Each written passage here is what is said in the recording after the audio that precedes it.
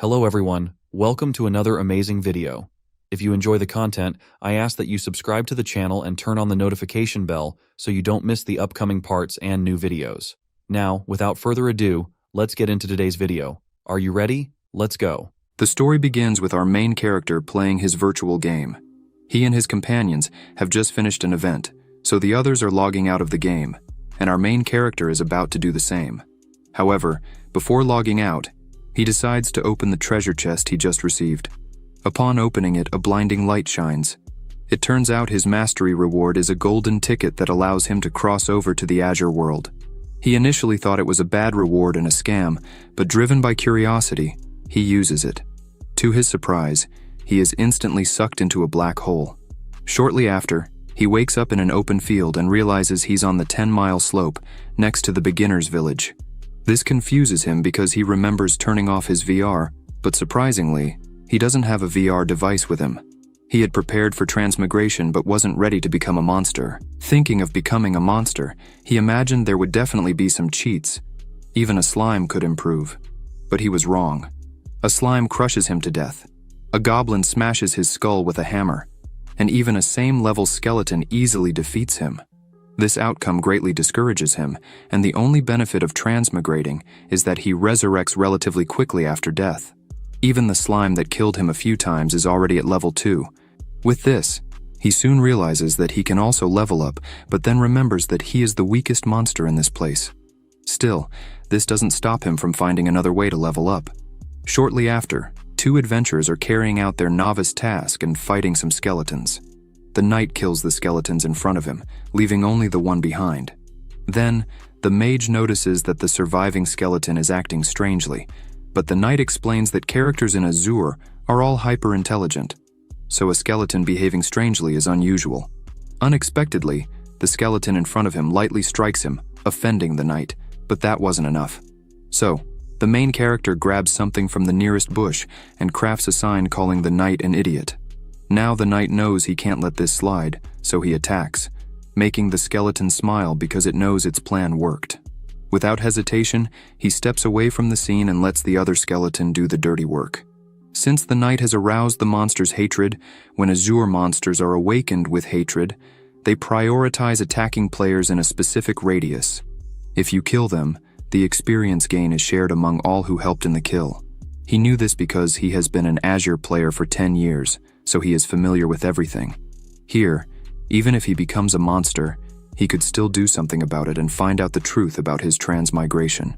Soon after leveling up, the first thing he will do when reaching level 3 is to kill the slime 10,000 times.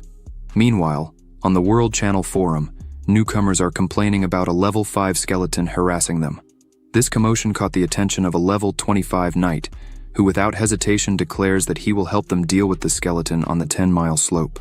The main character is enjoying the sun with his guards and his own enslaved slime, which he managed to dominate because as their levels increase, their intelligence also increases. Therefore, he can finally give instructions and communicate, but his day is ruined when the level 25 knight suddenly attacks him from behind. He didn't even have a chance to escape and was killed on the spot. Fortunately for him, death only makes him lose half of the experience gained. With this, he realizes he was being too arrogant but knows he can't let it slide, so he plans to make the knight pay, just like he did with the slime. However, living in the game for 8 days, he realizes that 2 days have passed in reality. So he realizes he needs to quickly find a way out because he believes his parents must be worried about him, even if only minimally. But his assumptions were completely wrong because his parents were enjoying their vacation without worrying about him at all. They didn't even bother to send him a message. Meanwhile, the main character decides to level up quickly so that he can change classes at level 20. By that time, he will have a human body and exact his revenge. Shortly after, he takes on a bunch of tasks and kills various monsters. After repeating this non-stop, he reaches level 20 in a single day. Now, he just needs to change classes in the main city, so he heads there. As expected, he is blocked by the guards at the gate and without questioning, is killed on the spot. He immediately resurrects, but his death causes him to lose half of the experience gained. He drops back to level 10. Now he realizes how foolish he is because he just remembered that he is a monster. Shortly afterward, in the Devil Wolf Valley, Adventurers are having difficulty dealing with a wolf, but they can't give up the challenge as they need wolf fur to change classes. While discussing their strategy, the archer notices a group of skeletons attacking a lone wolf. They were brutally attacking it with teamwork, which surprised the archer to see with his own eyes. But the wolf wouldn't go down without a fight, so it became enraged, its defense and attack becoming sharper.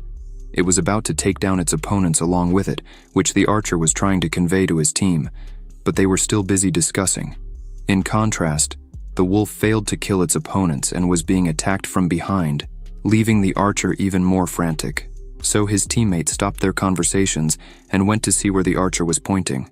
To their surprise, monsters were hunting other monsters, and they were much better hunters than they could ever be. Meanwhile, a new player has just entered the game. A fairy welcomes him and introduces him to this incredible VR world called Ash in Azure. He can even synchronize all his 5 senses, including touch, to enjoy delicious food and the scent of flowers at the same time. There are no fixed tasks in Azure. Players need to personally engage in interactions with NPCs, in addition to triggering missions from super intelligent AIs. He can also choose to enter an academy, enhancing his own skills and becoming part of the Azure world. There are 5 basic skills in this world, which are controlling elements, taming monsters, martial arts, engineering, and mind. Each skill has its own sub-skills, and there are almost infinite ways to combine different skills in the virtual world of Azure. He can definitely find the skill that suits him best. After the basics are presented to him, the fairy is about to guide him to get used to his basic movements. For this, the fairy asked the new player to head to the novice training field, the 10-mile slope, and kill 10 low-level monsters. Once he finishes, he can return to the quest. Hearing all this, he was filled with excitement and expectations, but that soon diminished after he passed through the portal and saw all the high-level skeletons waiting to attack him. This confused him, so he dropped his sword, which he shouldn't have done in front of these skeletons. Now defenseless, the skeletons easily surrounded him from all sides, and with that, his fate was sealed. Shortly after, the skeletons are cheerfully carrying their loot. Then, the main character gives small notebooks to the skeletons and instructs them to distribute them to other skeletons. And everyone should have the same equipment, except those with a different body shape like him. All other skeletons should look the same, and when they see high-level players, they should follow the instructions written in that notebook. They should always follow a set of rules. First, everyone should choose a different direction to run when fleeing. The skeletons have a speed that surpasses normal standards, so most players won't be able to catch them. Second, if players are level 5 or below 30, lure them to the meeting point and prepare a 10 versus 1, as they practiced. Third, if the player is above level 30 or has already changed classes, record their player ID. After that, run towards the goblin camps and provoke the goblins, letting the goblins attack the high-level player. Once the player is engaged, they will still gain some experience points. This way, high-level players won't be able to do anything against them. Unexpectedly, the skeletons have a problem with his master plan, which shocks him. But before he can ask the reason, the little skeleton clarifies that they can't read, which shocks him even more. So, he improvises and simply morally instructs them, which they surprisingly understand quickly. After that, he tells them that he will leave them for a while, and puts the little skeleton in charge of the team. The little one asks why he has to leave, and he explains that the sky they can see now is small, but in the outside world the sky is truly immense, since the Azure world is so vast that even now there's a shortage of players, and all kinds of cultures intertwine. He then tells the little skeleton that when he reaches a high enough level, there will be a time for him to leave and see the great mountains and rivers. This statement makes the little one's eyes sparkle with hope for the future, while the main character smiles, realizing he's suddenly talking to a monster about this. However, Azure is truly magical. He almost feels like they can all really think deeply about it. After this emotional moment, he bids farewell to all of them and leaves the place. But after a while, he returns because he accidentally took bags full of low-level armor they took from novice players, instead of the materials needed for their transfer, wasting his efforts to look cool. In a scene change, a mage is chasing a rabbit and trying to cast a beast-taming spell on it, but she didn't know that our main character is hiding in the bushes and is waiting for her to cast the spell on the rabbit. Therefore, when she casts it on the rabbit, he knocks out the rabbit, receiving the spell in its place, becoming a mage's pet. while the system congratulates her for acquiring a level 34 skeleton monster as her first pet, since the first pet will be her most important companion throughout her journey in the game. Instead of being happy, she collapses on the ground and starts crying, making the main character feel bad. So, he asks why, to which she responds that it's because she wanted a cute pink rabbit and he looks too ugly to her. Now he realizes he has encountered a shallow idiot, yet he knows it's too late to give up. So, he improvises while summoning all the eloquence he can muster to explain why he kicked the pink rabbit she wanted to tame out of the way. Then, he tells her a story that he is actually an extraordinarily handsome prince. The enemy kingdom oppressed them, but he was always in contact with their princess, so they both fled and got rid of the chains that bound them. However, in the end, they couldn't escape from what the world thought about them, and everyone opposed them being together. Therefore, they could only send letters to each other, delivered by their guards, to talk about their sorrows. Regardless, he never thought that the princess would fall in love with her guard and that she wanted to run away with this guard. With that, he realized that the mage was now starting to believe his story, so he took the story even further, adding that the princess's plans didn't go as she wanted. To his surprise, she underestimated the loyalty of his guard. Even when she tried everything to stop him, the guard still returned to his side. He brought back the princess's resolution letter, but he couldn't warn him of the danger that was inside. The princess was jealous of the prince, who gained the guard's loyalty, so she cursed a letter.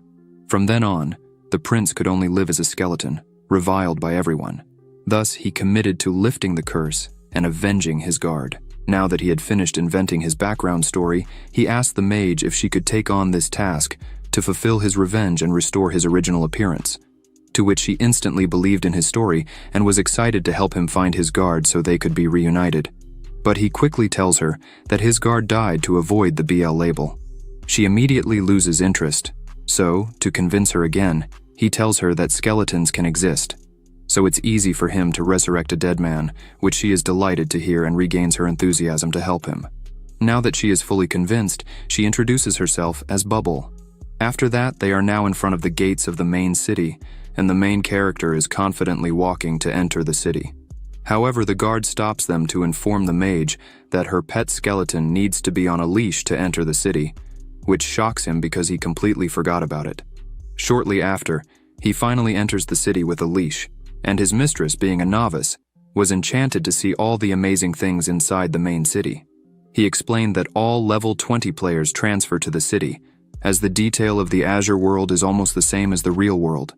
The only city located at the center of the east-west junction has become the commercial and exchange point, making it the most prosperous city in Azure.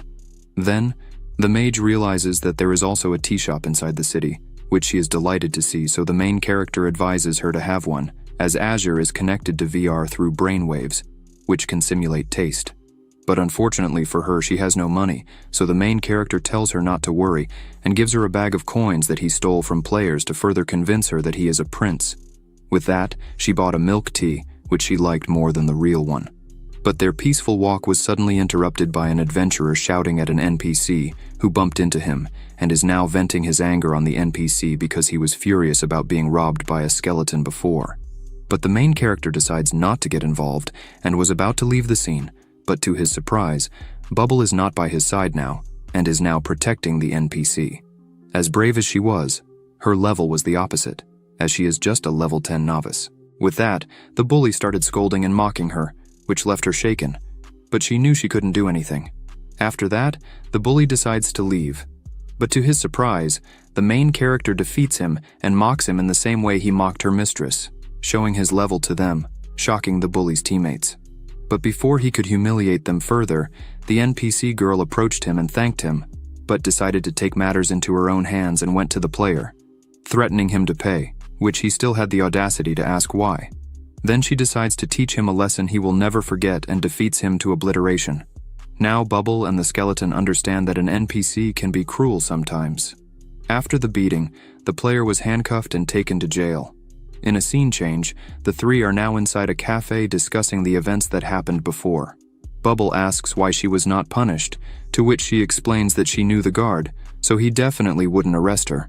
And since they helped her, she introduces herself as Yuko, and gives them the address of her fruit shop so that, if they need her, they can visit her there. After that, they went their separate ways, and Skeleton and Bubble are now walking outside. Skeleton tells her that it seems they've stumbled upon a hidden task since Yuko gave them her address. She asks what a hidden task is, to which he explains that it's something she'll encounter later. He advises not to underestimate any NPCs in Azure, as there are various hidden tasks, some without clues. For example, at the end of the third main story, she has to help an old man acquire a refining skill and become a master assassin. Before he could give more examples, he realized they were finally in front of the transfer hall. Without hesitation, they entered. Now inside the transfer hall, she was shocked to realize that this game could be more realistic, as she noticed they needed to queue up to receive a number.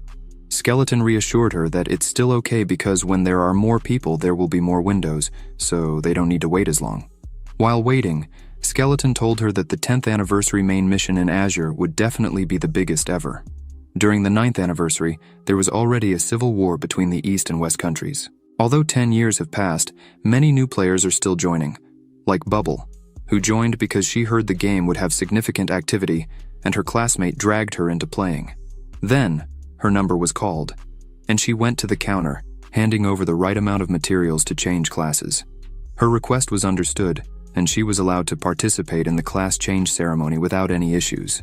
Meanwhile, Bubble was approached by a guy with a squirrel-like appearance, telling her that she might have been deceived, as he considers himself a know-it-all, and to him, his knowledge is always right. He said he never saw a monster having a secret mission, and even if there were, they would be high-class monsters with intelligence and a super high level. With a smug smile, he tells her she's wrong, sends a friend request, and leaves the scene. With this strange interaction, the mage is now doubting Skeleton's identity. However, before she could think more about it, Skeleton had already finished his class change ceremony and is now in front of her with a new handsome face and an amazing appearance. Bubble was about to cry, which worried Skeleton, who asked the reason. She explained what happened, and without hesitation, Skeleton comforted her and took her to eat something good, making her feel much better. Meanwhile, the squirrel-like guy is inside the bar, drinking and shocked that Bubble rejected his friend request. He was planning to scare Bubble and see what was happening with the monster with her, but she didn't fall into the trap. But since a monster entered the city, there must be many people aware of it, so he wasn't too bothered and was still excited about what the future holds.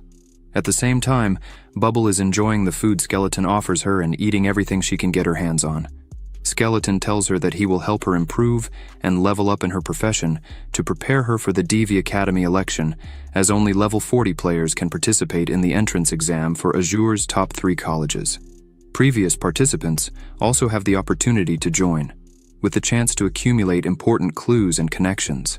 The schools require much more skill and efficiency than normal self-training. There are also various legendary players and NPCs teaching. He is sharing this because something happened to him at the moment of his profession change success.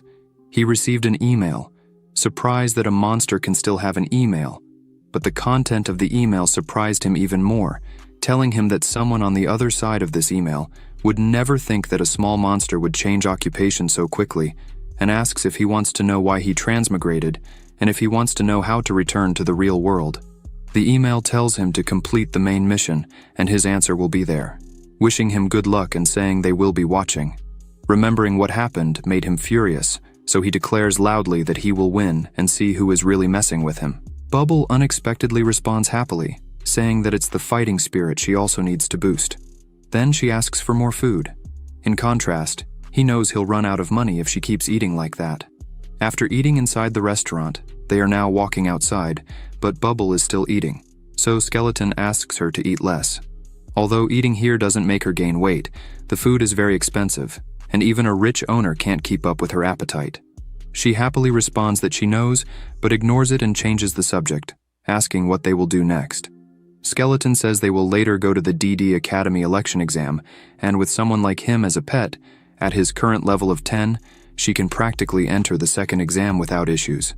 Then, they will focus on leveling up so she is ready for the second exam, which is 10 days away, making her very excited. Later, on the 10-mile slope, skeletons, goblins, and slimes are doing their best building their new base, which surprises the main character upon arrival due to the speed of their progress. He had only been gone for 3 days, but it seems they are almost finished. While he is mesmerized by the new fortress, the skeleton notices him, and without hesitation they attack him, but he dodges the attack and realizes they don't recognize him, so he gives them a lesson. Now on the ground, the monster realizes they can't win, but they still remember what their master taught them, so they decide to use their supreme ability, which is to retreat. Now, they are all out of sight and cannot be seen, surprising Bubble, who asks if these are the monsters he considers tamed. He responds that by executing their command to escape, if they can't defeat the opponent, they are considered quite tamed. He then calls the fat skeleton, implying that he is their master, and orders them to stop hiding. The fat skeleton obeys and cheerfully comes out of the ground, immediately asking why he chose to transform. They then sit down and explain what happened. Now that the fat one knows Bubble is their boss, he asks how they progressed so quickly. The fat one explains that they realized the HP and strength of the goblins are stronger than theirs, so they gathered some goblins. Working together, they can already defeat players around level 30, but they found that the chances of escaping are not so high. So, they built a fortress on the surface, which is just a disguise acting as a bunker. After having the bunker, they can quickly escape to the underground. Players have difficulty finding them, and even if they do, players entering the underground are not familiar with the paths. They can choose to exit the underground and kill them. Hearing this intricate plan, he is incredulous and asks if they are really monsters, to which the fat one responds that everyone learns from the best, and that's him. He then tells him to forget it, as he even learned to flatter. He then tells the fat one that this time he is here mainly to level up with his master so they can prepare for the upcoming entrance exam. Therefore, the fat one immediately offers that they can easily join the player hunting with them, for which he gets scolded for being foolish, as Bubble clearly does not engage in PK. Now that he knows the fat one doesn't have bright ideas, Skeleton suggests that the fat one takes his subordinate monsters and Bubble to kill other monsters and level up. During this time, he needs to get accustomed to the skills and the new body he has after the occupation transfer. They also need to wait for the Academy entrance exam notification. Normally, pets that surpass the player's level show signs of decreasing loyalty, but they don't need to worry about that. Under the circumstance that their levels have a significant difference, they should be able to receive a good ranking. Now that he has finished explaining what to do, he encourages them to hurry up and level up. Bubble only needs to level up to level 39, and there are no restrictions for pets. He will also try his best to increase their levels, since there is temporarily no time to gather materials for a second transfer. Time passes quickly as they enjoy their time together, train, and the main character's subordinates even manage to capture the knight who killed him before. A short while later, a messenger pigeon arrives to deliver Bubble's entrance exam notice. They receive it happily, while the knight is completely defeated and stuck to the ground. After opening the letter, Skeleton is surprised to find that there are so many strong players this year. He thought they were already strong enough, but they are actually ranked 9th. Seeing this, instead of getting discouraged, he gets excited, thinking that this exam will be fun. Meanwhile, in the current world, Secretary Miss Chong brings the data that Boss Dong requested and puts it on his desk. She then asks him what happened to Wei Dong, one of their colleagues, as she hasn't seen him for a few days. He explains that Wei Dong has been transferred to another department to conduct some scientific technological experiments, so he won't be here for a while. His parents, who were traveling the world, were happy since their son wouldn't bother them as much, and they happily cooperated with their son's arrangements. Boss Dong asks her why she's suddenly concerned about Wei Dong and if she's thinking about him, making her so embarrassed that she leaves while blushing. Meanwhile, a pink-haired girl named Schwer is standing in front of a mansion and is welcomed by a beautiful lady who calls her aunt. She is welcomed, so Schwer doesn't hesitate to go up to meet Bubble.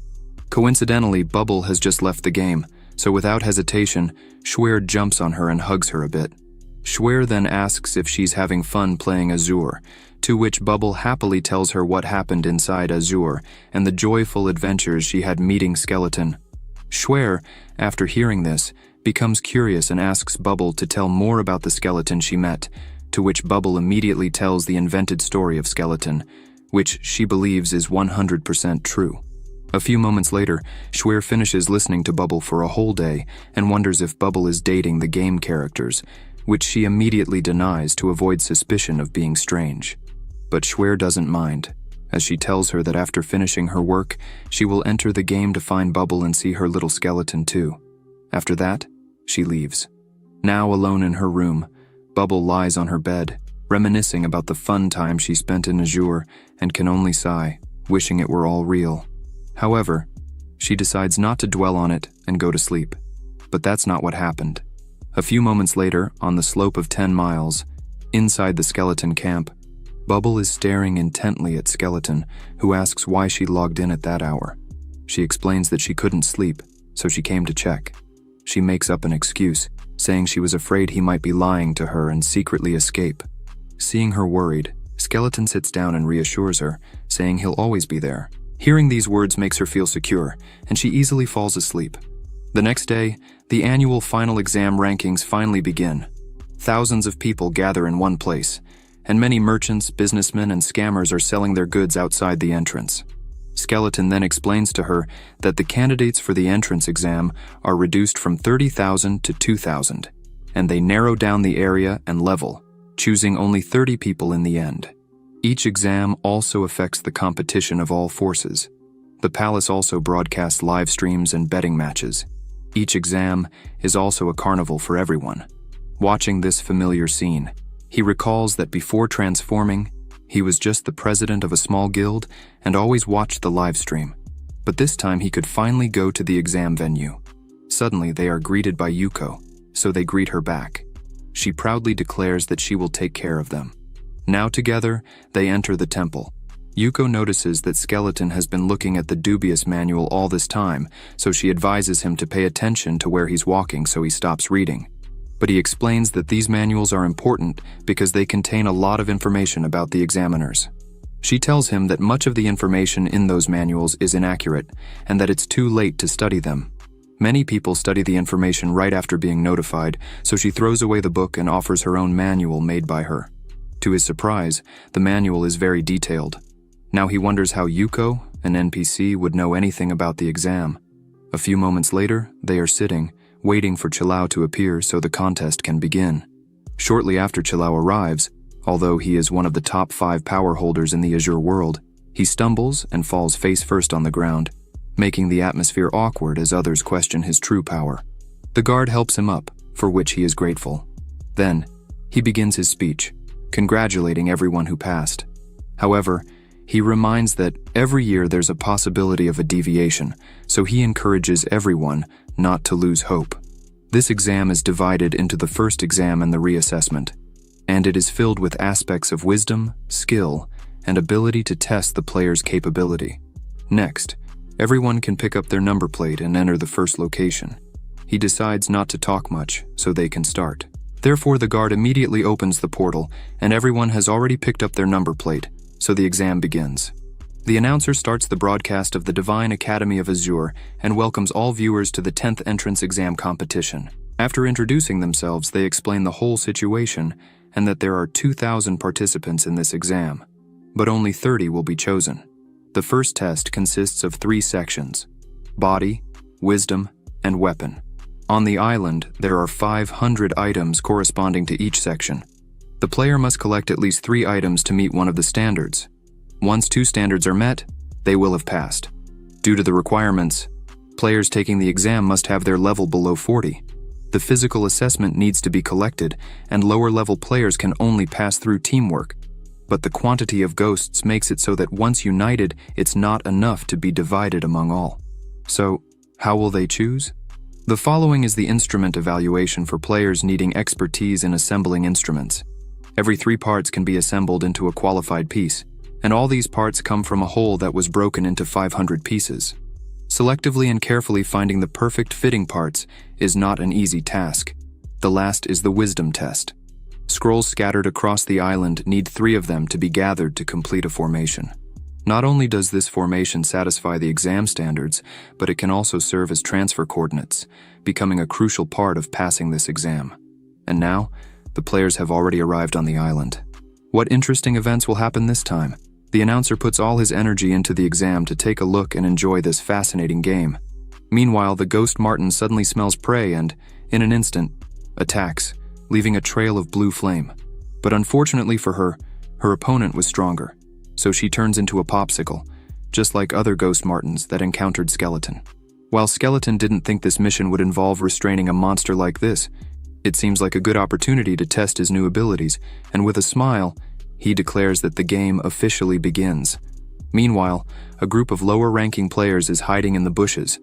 The Tiger Lady tells them to listen, as she explained that the Ghost Martin is extremely fast, but her defensive turning ability is weaker. So the first thing to do is model her course of action, and then they can organize people to surround her, and then attack her. But they've already waited for a few hours, and there has been no activity, so they wonder if they might be in the wrong place. The warrior reacts to what she said, and asks if she doubts his gut feeling. He expresses his disdain and warns that he has a very bad temper, and if it weren't for the exam that prevented him from attacking her, he would have already beaten her.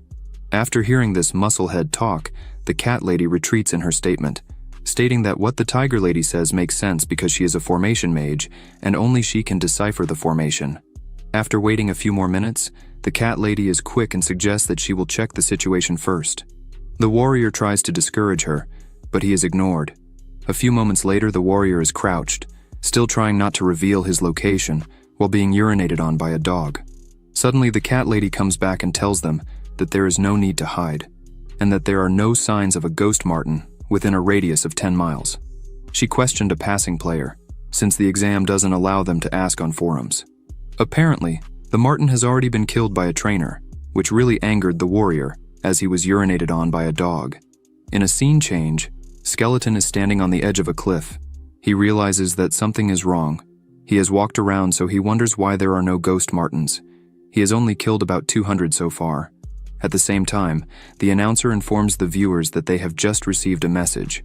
In the 2 hours since the start of the exam, a player named I Want to Pink Bubbles Pat with a level of about 61 has killed more than 200 ghost martins.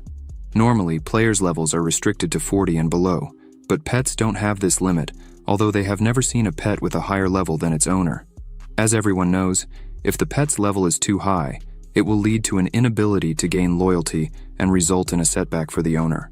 Meanwhile, Skeleton was visited by the Cat Lady, who asked, as she heard he was selling martins. Seeing a potential customer, Skeleton greets her as a dealer and shows her the goods. Now that the Cat Lady sees them with her own eyes, she immediately asks how much they cost, to which he firmly states it's 50 gold coins per piece with no bargaining. Hearing that it costs so much, the Cat Lady gets irritated and calls him a cheat, as 1 gold is equivalent to $100 in real life. But Skeleton has his ways and quickly deflects the situation, carrying her like a princess, using what he learned from quantum rhythms.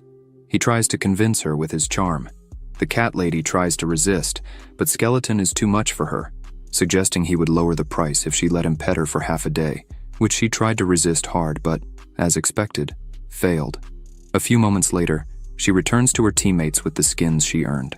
Then, the warrior realizes that she only got 6 skins when they clearly have 3 people, so he asks why. To which she is perplexed about how he ranked higher than her with that IQ. So, she clarifies to him that if they don't need to fight the Ghost Martins, why would they burden themselves with bringing a soldier? To bring him, they need to break 3 formations, so she suggests he just stay there. Hearing this, the warrior now knows he's in trouble. Therefore, he draws his weapons, but unfortunately for him, they were 1 step ahead.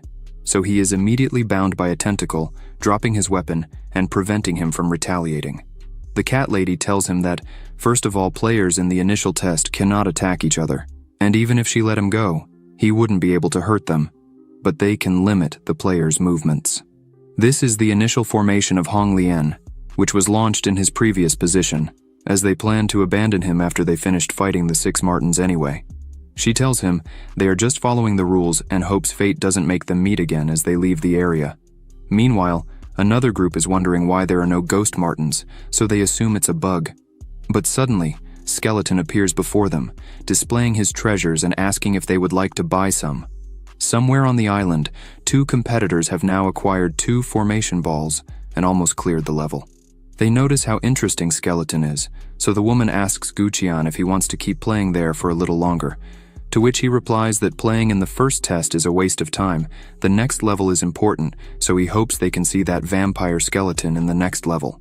Then, they notice that some players have already cleared the level, so they decide to hurry. At the same time, the announcer states that the leading hunters have already begun clearing the level. However, 3 specific players have now caused many others to fail this level because there are no more ghost martens to hunt. Normally, 2 players work together to kill the ghost martens to collect vice pieces or break the formation, but today, many players can't fulfill the first requirement.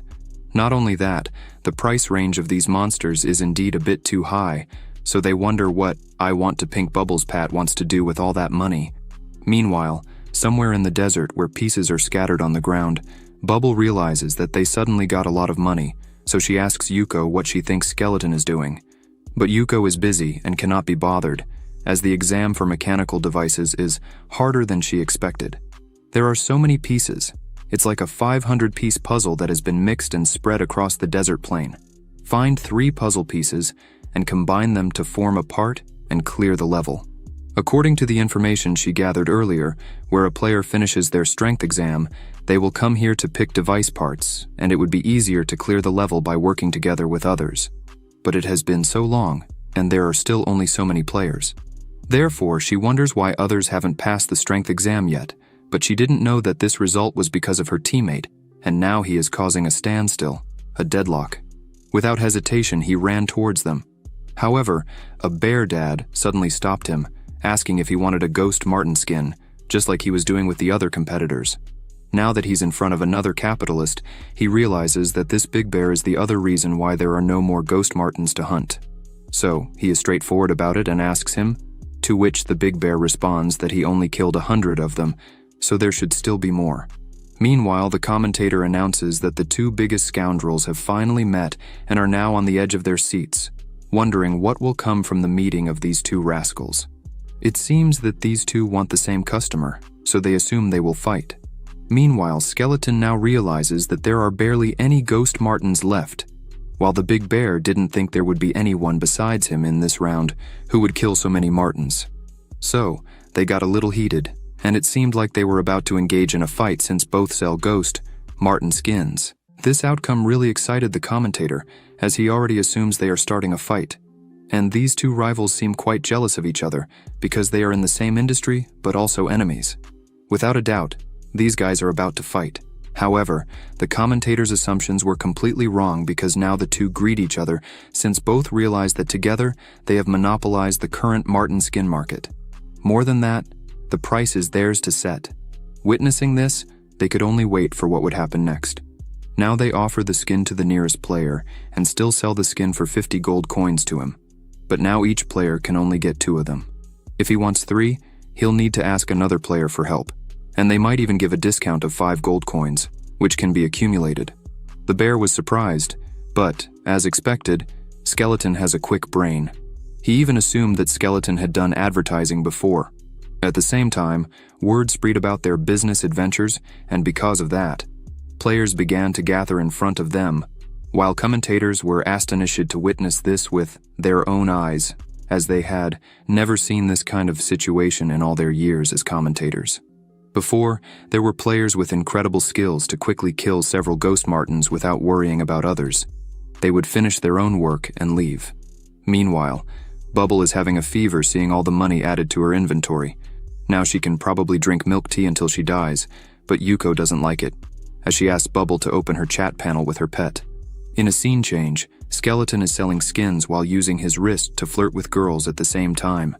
Then, he receives a call and answers it, only to be scolded by Yuko, telling him to hurry up and arrive soon, because without his cooperation, they won't be able to finish the second level, and time will soon run out.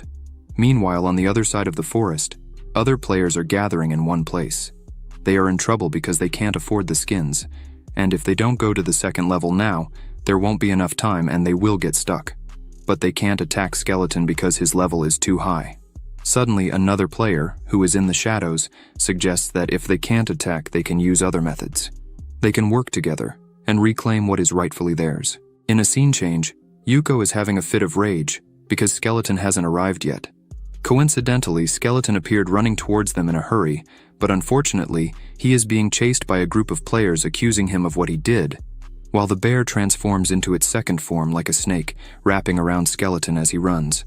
Bubble, in the crowd, confused about who they are chasing and what they did, asks, to which a player responds that she should be careful with that pet ahead because he is a thief. He killed all the ghost martens and demanded to sell them for ridiculously high prices. Who knows what kind of master trained him to be such a corrupt pet? Hearing all this, she realizes they are chasing her pet, Skeleton. A few moments later, Skeleton, tired of all this, decides to use his skill that he wanted to reveal later. So he stops running, faces the crowd, points the palm of his hand at them, and uses his ice bomb skill, creating ice in front of them and breaking it in just a second, creating a dust cloud so they can escape. Now hiding behind a rock, like an NPC, he explains how he perfectly executes his skill, saying that he uses the water element. He can control the cold around him like a skeleton and make the water around him form into a trap. He made the water element suddenly explode into an ice bomb. Now his first skill has been revealed, while the big bear, now a snake, asks how much time he thinks they have. Then he suggests stopping talking and running. A few moments later, Yuko can barely get 20 device pieces, and they only had 7 more hours. There is not enough time, and she sees that Bubble is trying to help, but she knows that without mechanical skill, she won't be able to assemble these device pieces. So, she tells Bubble to stop playing around and take the gears out of her hands.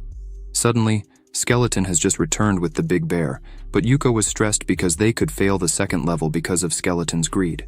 Therefore, she scolds him and the bear. After her fit of rage and now calmer, she tells them that there is only one other option now.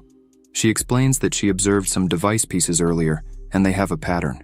Although the assembled pieces have nothing in common, if they break these pieces into smaller components, they can reassemble them into a proper device. Although she is not sure if they can reassemble them to their original state, she orders Skeleton to continue looking for the remaining pieces. After finding them, he must hand them over to a robot helper, and they must not give up on collecting the pieces. Now that Skeleton is collecting the pieces, the bear asks to join, because he has nothing better to do and is just waiting for his daughter-in-law, who is a formation mage, to arrive here since they promised to meet here after killing the Martins. But before they could continue collecting the pieces, the masked man from before appeared before them. Therefore, Skeleton asks if he is like the other players who want revenge, to which the masked man clarifies that he came to notify them that some players have figured out where he is and are coming after him. He declares that he can help Skeleton stop them. As a cheater, he can sense the same kind within miles. So, he asks why he should help him, to which the masked man explains that it's because he, a high-level pet, raises suspicions of having connections with this year's main task, so befriending him shouldn't bring any harm. Hearing all this from the mouth of the masked man made Skeleton think, so he accepted the masked man's proposal and separated from his group. Before meeting Skeleton, the cat lady reported to the masked man named Yiwu that they leaked the location of Bubble's pet and grouped other players as he had directed. Then, she asks why Yiwu wanted to befriend Skeleton but provoke the wrath of other players to attack him, to which he responds that there must be a reason to befriend him. Of course, others must have noticed him already. He was so greedy after all, but he is not the only one who has the ability to kill so many ghost martins. He also hunted most of them to reduce the approval rate in the first exam. Meanwhile, the commentator is wondering if Yiwu knows that this is a live broadcast because he literally just said that he irritated all the players on purpose. But he is the successor of an assassin alliance, so it's better for them not to question him. Now, in the present, Bubble and her companion are traveling through the desert. They then decide to rest there while looking for other players because Yuko said they are assembling pieces around there, and other players might head to her location. So, Skeleton tells them to hold the players as much as possible to avoid bothering Yuko. Speaking of Skeleton, the bear asks Bubble why his level is much higher than hers, and how she captured him, to which he tries to dodge the question by ignoring the bear. But the bear gently asks what the problem is, to which she explains that it's because Skeleton told her not to reveal his identity. Hearing her excuse, the bear concludes without a doubt that her pet's identity is indeed exceptional, so he knows he needs to figure out a way to befriend him. That way he can get some clues. Meanwhile, Bubble is sitting, probably because she realized what Skeleton told her, which is that if they ask about her identity, she can act as mysteriously as possible. These top players all have paranoid personalities. The less they understand, the friendlier they will be with them, so they can get more information. Meanwhile, the cat lady found them and immediately informed the other players of their location. In an instant, they surrounded Bubble and the bear, trying to convince her to hand over her pet. But suddenly, They were all bound by Yiwu, while Skeleton used his ice ability to fend off the other players. Using his abilities constantly, he is running out of HP, and there are still many opponents. He claims that he won't be able to escape if captured. Seeing that Skeleton is struggling, Yiwu tells him to come to him since he has the players under control. So, Skeleton did just that, but suddenly acted as if he had lost control of his abilities and cancelled them, just to see if this pet would surprise him more when faced with death. Now Skeleton and Bubble are in a difficult situation, surrounded. The bear is pondering whether to risk his life for some unknown information, as it will be troublesome if he can't get out of this. However, before he makes a decision, Bubbly has had enough of all this, so she decides not to pretend anymore. She raises her wand to summon her pet, casting a summoning circle in front of them. A level 55 slime appears before them, shocking everyone who witnessed it, even surprising the commentators, as they didn't expect her, a level 10 novice to have 2 pets, and a high-level slime at that. It seems she continued to add points to her taming skills in the transfer, and even added an extra space for a pet. But training another pet would take a lot of time and money, so it's clearly not beneficial, especially being a level 55 slime. Meanwhile, the priest can't take it anymore and declares that he needs to defeat her to the death, as he has never suffered such humiliation in his entire life, summoning a slime as his opponent. He then asks if she thinks the slime can defeat him, to which she responds by showing him personally, and throws her slime in front of them, which suddenly transforms into a gat or slime, startling everyone, even the commentators. Meanwhile, Skeleton is now cornered by players from all sides, so he declares that he can only release that attack. Yiwu was excited to see if Skeleton would show his trump card now, but to his surprise, he just called Bubble and asked her to take him back to the pet space, which she did gladly. He then smiled at Yiwu, mocking him as he was being teleported. Now Yiwu is in an embarrassing situation, and players are annoyed with him for using them, to which he still tries to get away with, but unfortunately it won't work for the second time. At the same time, commentators laugh at Yiwu because they didn't expect someone as proficient in calculations as him to simply be outsmarted by a pet. In a swift change of scene, Skeleton returned to his master's side as the other players had requested. So, now Bubble asks if there's anything else they need, but as expected, seeing all the high-level pets she has, everyone backs off, leaving only the priest, who is with the gang leader Mao. Now that he is alone, he can only ask the slime if he can touch his masculine pectorals. A few moments later, the slime is tied up by some players who fought against them, while Yuko still does her best to assemble the device. Shortly after, she finishes, surprising even the commentator, stating that she is very strong because she managed to disassemble the parts of the device and reassemble them into a new one.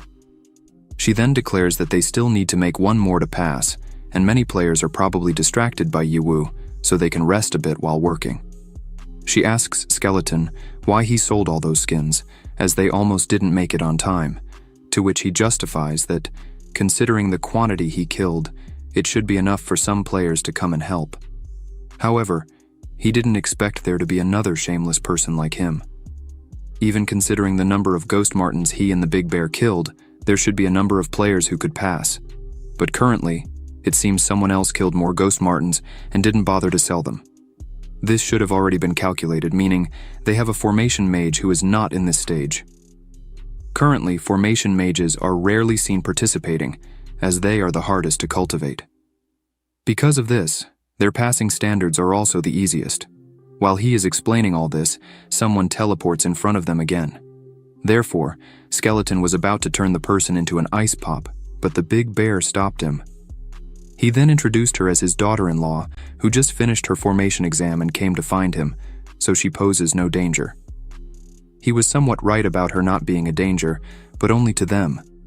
Not so much for him, as she tells the big bear to kneel, which he does immediately. Now that he is closer to her, she bites his ear while venting her anger for what the big bear made her go through. After the sweet reunion, she says something to Skeleton, but he can't hear her because she is shy speaking to strangers. So, the big bear tells him, informing Skeleton that he has something on him, a formation spell with something like a tracker. With a hand gesture, she breaks the entire formation spell that is on Skeleton. After that, she starts to be shy again. Skeleton then thanks them and now knows why those players always seem to find him. He then wonders who could have put a formation spell on him, and the only player he interacted with a lot is that cat, so he concludes that it was her. If he had known earlier, it wouldn't have been so cheap. After this, the Big Bear and his daughter-in-law decide to leave first, so they say goodbye and promise to meet later. A few moments later, Yuko finally finishes the device. Now they have all the items to level up, while Kitty and the others have found their locations and are trying to stop them. However, they were late. Now Skeleton and his team are about to be teleported to the next level, but before it's completed, he calls Kitty and throws all the skins into the air, smiling coldly as he declares that they will settle their differences in the next level. After completing the level, they are teleported to a beach resort, where players rest after the stressful level, which Bubble enjoyed a lot. They are then greeted by the Big Bear, who is also enjoying his time. Meanwhile, an NPC gives them a swimsuit to wear for the occasion and to wait for the arrival of the other players, which Bubble eagerly anticipates for swimming. However, Skeleton advises her not to do so, as there isn't enough time for that, and he was correct, as the commentator begins the countdown, and after that, the preliminaries are over. They welcome all 28 players who pass the test to the central location for reassessment. The commentator then explains their situation, stating that technically all of them could pass without being caught, with the limit being 30 people, but the reassessment would still take place. The winner of the reassessment will receive the grand prize, and that prize is clues for the new main mission.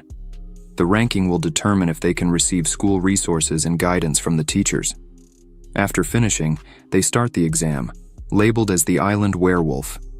Seeing that Bubble is confused as usual, they take the opportunity to explain the rules to her, stating that the test is divided into day and night. During the day, no one can fight.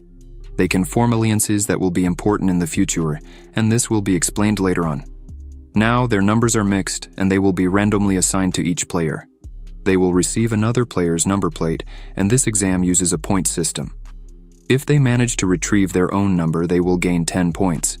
Numbers taken that are not their own will only give 1 point.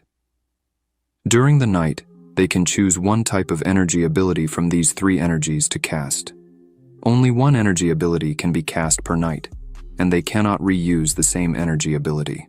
With the prophet ability, they can check the numbers of 3 players, but if they choose to be a prophet, they lose all defensive abilities and become weaker players. Players who choose to become a werewolf will receive an enhancement, entering berserk mode and doubling their abilities. Once they successfully hunt a player, the hunter will receive the number plate of the victim they hunted. If a target has multiple number plates, a successful attack must specify the number plate the attacker wants. Otherwise, a plate will be randomly given. If multiple players attack a single player simultaneously, each successful attacker will receive a number plate. By choosing to become a guardian, the player will enter lockdown mode. This time, players must stay in their own homes unless there is contact during the day. Otherwise, any attack or hunt will be ineffective during this time. During the day, everyone can choose to ally or exchange number plate information. An alliance request may allow partners to enter each other's homes, though everyone must be cautious, as allies may also attempt to steal number plates. There will be a total of 10 days in this cycle. After these 10 days, the administrator will collect data to determine the rankings. If 3 nights pass without a number plate, the player will be eliminated. If a player has no number plate and receives 2 attacks in one night, they will also be eliminated. However, at the same time, players can enjoy themselves during the day. There are waiters they can communicate with, and they will try to ensure that everyone's needs are met and satisfied. Thus, the commentators advise not to waste any more time, and those with lingering questions about the rules can ask the waiters. After their explanations, they bid farewell and will be awaiting the results. Meanwhile, everyone can return to their homes to discover their assigned numbers, as every night they will be both hunters and prey. Later, Kitty is ecstatic to receive a werewolf enhancement, and knowing it's impossible to form an alliance on the first night, she assumes that the mages will choose to guard this card. Top players are very challenging to hunt, as they are mostly seeded players from large unions. Warriors must choose to be either a werewolf or a prophet, which ranks lower. Now that she understands, she seeks an opponent to kill first, but to her surprise, someone is already behind her. and that someone is Skeleton and Bubble because she intentionally placed a tracking information piece on them, which they didn't like. Completely suppressed, she uses her ultimate ability, just like her master would. Then, she tries her best to escape the situation, but unfortunately for her, Skeleton doesn't care about her reasons, as she is his target from the start. He then approaches her, believing that she can't defeat him, even if she doubles her attributes, and as he has that forbidden risen him, he suggests that she hands over her number plate voluntarily, or he will search her body. But before she can respond, he orders Bubble to help him restrain her. A few moments later, Kitty is now wearing a cute dress, trembling with embarrassment, while Skeleton teases her. Humiliated, she fusses over her dress, and as they already have her number, she asks them to let her go. Fortunately, Skeleton hasn't finished playing with her, so he complies with her request, but warns her that they will visit her again in a few days and tells her that he will personally ask the attendants how many princess dresses they have in her size for future roleplay. With this outcome, she is now questioning her life choices. Meanwhile, the commentators are having fun witnessing this drama unfold live. At the same time, they feel sorry for Kitty as this is being broadcasted worldwide. After some good laughs, they then decide to check on the situation of other players. They go to check on Cyan, who chose the profitability to check the number plates of various players. Unfortunately, his number plate has already been taken by Ghouling. Basically, high-ranking players are attacking, and low-ranking ones are defending. The confrontation period for this night, the first night, is 2 hours, so it's almost over. The next day, luxurious food is placed on the table, and Skeleton and Bubble are now in swimsuits. They are then greeted by Yuko and the Big Bear, so they discuss forming alliances. But as they can only make one alliance per night, they need to share more information and then determine the order of forming alliances, as well as deciding on offensive and defensive targets. Yuko suggests sharing each other's number plate information so that if one of them has the other's number plate, they can trade first. After all, in cooperation, trust is key. Therefore, they did exactly that. Now that they know each other's number plates, they plan to determine which cards to use first to strategically decide on targets, since they cannot select the same card ability the following day. So, during the day, they need to communicate with other players to gather more information about their number platees. Hearing all of this, Skeleton agrees with them. However, there are only 4 hours allocated for rest during the day, and before doing all of this, he agreed to swim in the ocean with Bubble first. And that's exactly what he did. A few moments later, Ghouling appeared in front of Bubbly and Skeleton and decided to ask to exchange information about the cards they possess and suggest establishing an alliance as well. However, he was ignored since Skeleton is busy apologizing to Bubble for forcing her to swim, almost accidentally drowning her because he didn't know she couldn't swim. To show sincerity in his apology, he offered to teach her to swim later, while Ghouling still tries to get their attention. Soon after, they noticed Ghouling's presence, so Skeleton asked who he was, to which he reintroduced himself and told them his intention. Now that Skeleton knew what he wanted, he suggested discussing the matter in a private place, and that's what they did. But before that, he helped Bubble stand up, as she was still a bit upset about what happened, ignoring Ghouling's presence again. They then arrived at Ghouling's place, where Jian Liwei is enjoying her time reading books, while Skeleton and Bubble are impressed with her beauty. She then condescendingly asks if she is in the presence of the strong pet that caused a lot of confusion during the preliminaries, which Skeleton was foolish enough to take as a compliment, so he reacts humbly. At the same time, both remind him that it wasn't a compliment. After introducing themselves, Ghouling explained why he wanted to form an alliance with them. Ghouling stated that everyone is seeking to win, and the main thing they need to accomplish is to gain the maximum hunting points in 10 rounds since abilities cannot be reused 2 nights in a row. The maximum points a single player can obtain in 10 rounds are 14, considering each death is successful. Therefore, they are hoping to form an alliance with Bubble and Skeleton so that they can share information and cooperate with Ghouling to earn more points. Skeleton is confused by Ghouling's suggestions, as he was asking for an alliance but ended up being just to assist Ghouling. Therefore, Ghouling draws his sword to explain, and because of this, he is almost invincible. He adds that if he wins the main task, he can share an appropriate amount of information with them. If possible, he also wants to recruit Bubble into his union. Meanwhile, Bubble is confused about the broken sword in front of her, so she asks what she can do. Skeleton explains that the reward for the third main task is the magical artifact Genuine Sword, one of the enchantments of which must quadruple its own properties. The Shenwen Society really brought this divine tool for Guling. In other words, Guling can always be in double werewolf mode. Even if he chooses the Prophet card, he can still easily kill common werewolves. Saying this, Skeleton realizes they still see him as a pet, so he asks Bubble if she could bring this pet to join their union. They would be happy to collect him, which annoys Bubble, but she doesn't respond and lets them speak first. They add that they also have another artifact from the main tasks as members of the largest trading union in Azure. This evaluation is just a process for them to pass.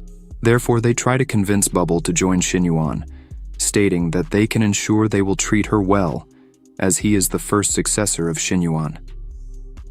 A few moments later, the meeting ends, and Bubble and Skeleton are now outside. Bubble realizes that Skeleton is thoughtful and asks what's going on, to which he responds that, as expected, there is a big difference between them and the large union.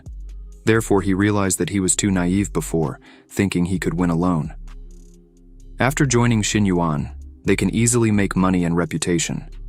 Speaking all this nonsense earned him a scolding from Bubble, who asked what he was talking about and why they had to join Guling's union. Aren't they happy with what they have now? They just got a clue, and if they can't get it, they'll work hard in a different direction. Besides, they treated him like an object and wanted to store him or something, which she didn't like to hear. During this time, she was really happy. Honestly, her health is not good, so she can't drink milk tea or eat much. In Azuri, she ate a lot, explored a lot, and even saw the sea today. It's the first time she sees it. No matter how big the union is, it doesn't matter to her because what's important is who you experience the task with. So, she asks to work together and calls Skeleton Prince Skeleton. Hearing all this from Bubble, he now knows it's her first time seeing the sea. So it's no wonder she didn't know how to swim, which made her irritated that he brought it up again. But their sweet conversation was interrupted by someone saying that the Miss has something to say to them. In a hurry, the Miss approached Bubble and asked if Skeleton's pet was for sale. If so, she could pay in cash. Hearing the audacity of this, Bubble asks loudly if she is crazy, not believing she found people who want to collect her pet while the other wants to buy him on the same day. So, Bubble challenges her, putting a price of 100 million won on Skeleton and daring her to buy him, but to Bubble's surprise, she agrees. However, Bubble doesn't plan to sell Skeleton to anyone, so she just walks away and ignores them, while the Miss still thinks she can buy whatever she wants. In a scene change, Bubble is having a rage attack about what happened earlier, while Skeleton has the brilliant idea of letting Bubble sell him since his level is much higher than the Miss. After being sold to her, he can sneakily come back, and then Bubble can sell him to her again, which irritated Bubble to hear such a plan. Meanwhile, Big Bear returns and tells them that something is wrong because the front row is filled with members of large unions who are looking to outperform the players behind them, while those players who don't belong to large unions basically bought their badges at high prices to level up so they wouldn't cooperate with them, no matter what. After delivering the bad news to them, he asks Skeleton what happened on their side, to which Skeleton explains everything that happened, shocking Big Bear that someone was willing to buy a pet for 100 million. Then he asks if the woman wants a bear too, and that he can also turn into a snake, offering it as a package. However, he soon realizes it was a mistake, so he changes the subject. Shortly after, Yuko brought 2 assistants with her. Quanta approached Skeleton directly and sniffed him. Confused, Skeleton asked what it was for, to which Quanta blushed and replied that there was a smell of his mother on him, leaving Skeleton puzzled, insinuating that Skeleton did something with Quanta's mother. Before he could ask, Yuko explained to Skeleton that Quanta was raised by wild monsters, so it probably means there's a smell of wild monsters coming from his body, which he confirmed with a nod. After that, they introduced themselves, but before they could talk more, Yiwu asked everyone to gather in the square as he had something to say. Intrigued by what was happening, they gathered to see what he had to say. Now that everyone was gathered in one place, Yiwu declared that he thought about it carefully, and as this game requires everyone to be open and honest, if everyone shared their badge numbers with each other and stopped attacking each other, this would ensure that everyone would have 10 points. In this way, everyone would be in first place. As an example, he already returned the badge number to the Tiger Lady and hopes that everyone joins his camp because he has a dream. He wants everyone to hold hands and be in first place. Then he asks his brother to join him and adds that if they don't exchange their badge numbers, it will be difficult for them to surpass the score of the Tiger Lady. Meanwhile, Guling is on the side and tired of seeing Yiwu deceive the players again. At the same time, Skeleton and Bubble decide to return to their place, while Bubble thinks that what Yiwu is saying makes some sense. However, Skeleton disagrees and explains that she is mistaken because Yiwu is just trying to deceive people. Why would someone with 2 cards that successfully hunted on the first night bother to exchange cards? Furthermore, if a large guild wins and receives clues for the main mission, they can use the clues to prepare in advance, trade for money and time, and pay more attention. They will be on a completely different level compared to normal players. Yiwu knows this better than anyone, but if he gives 10 points to all players, it will be much harder for them to hunt. There will be 5 opportunities to hunt, meaning they must accurately determine where their badge number is, or they will lose. Yiwu is treating this competition like a chess game. He's not thinking about winning, but rather how he can make the game more chaotic. For large guilds, a magical pet is just a toy to collect and play with. But one of Skeleton's favorite books says that weakness and ignorance are not obstacles to survival. Arrogance is. They dare to underestimate him as a small pet, so he will turn the chessboard for them. Later, Bubble is using her card ability as a prophet to look at the opponent's information.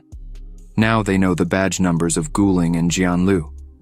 Next, they need to confirm the players behind those badge numbers tomorrow, and since they chose the prophet tonight, they will have to stay closed and together.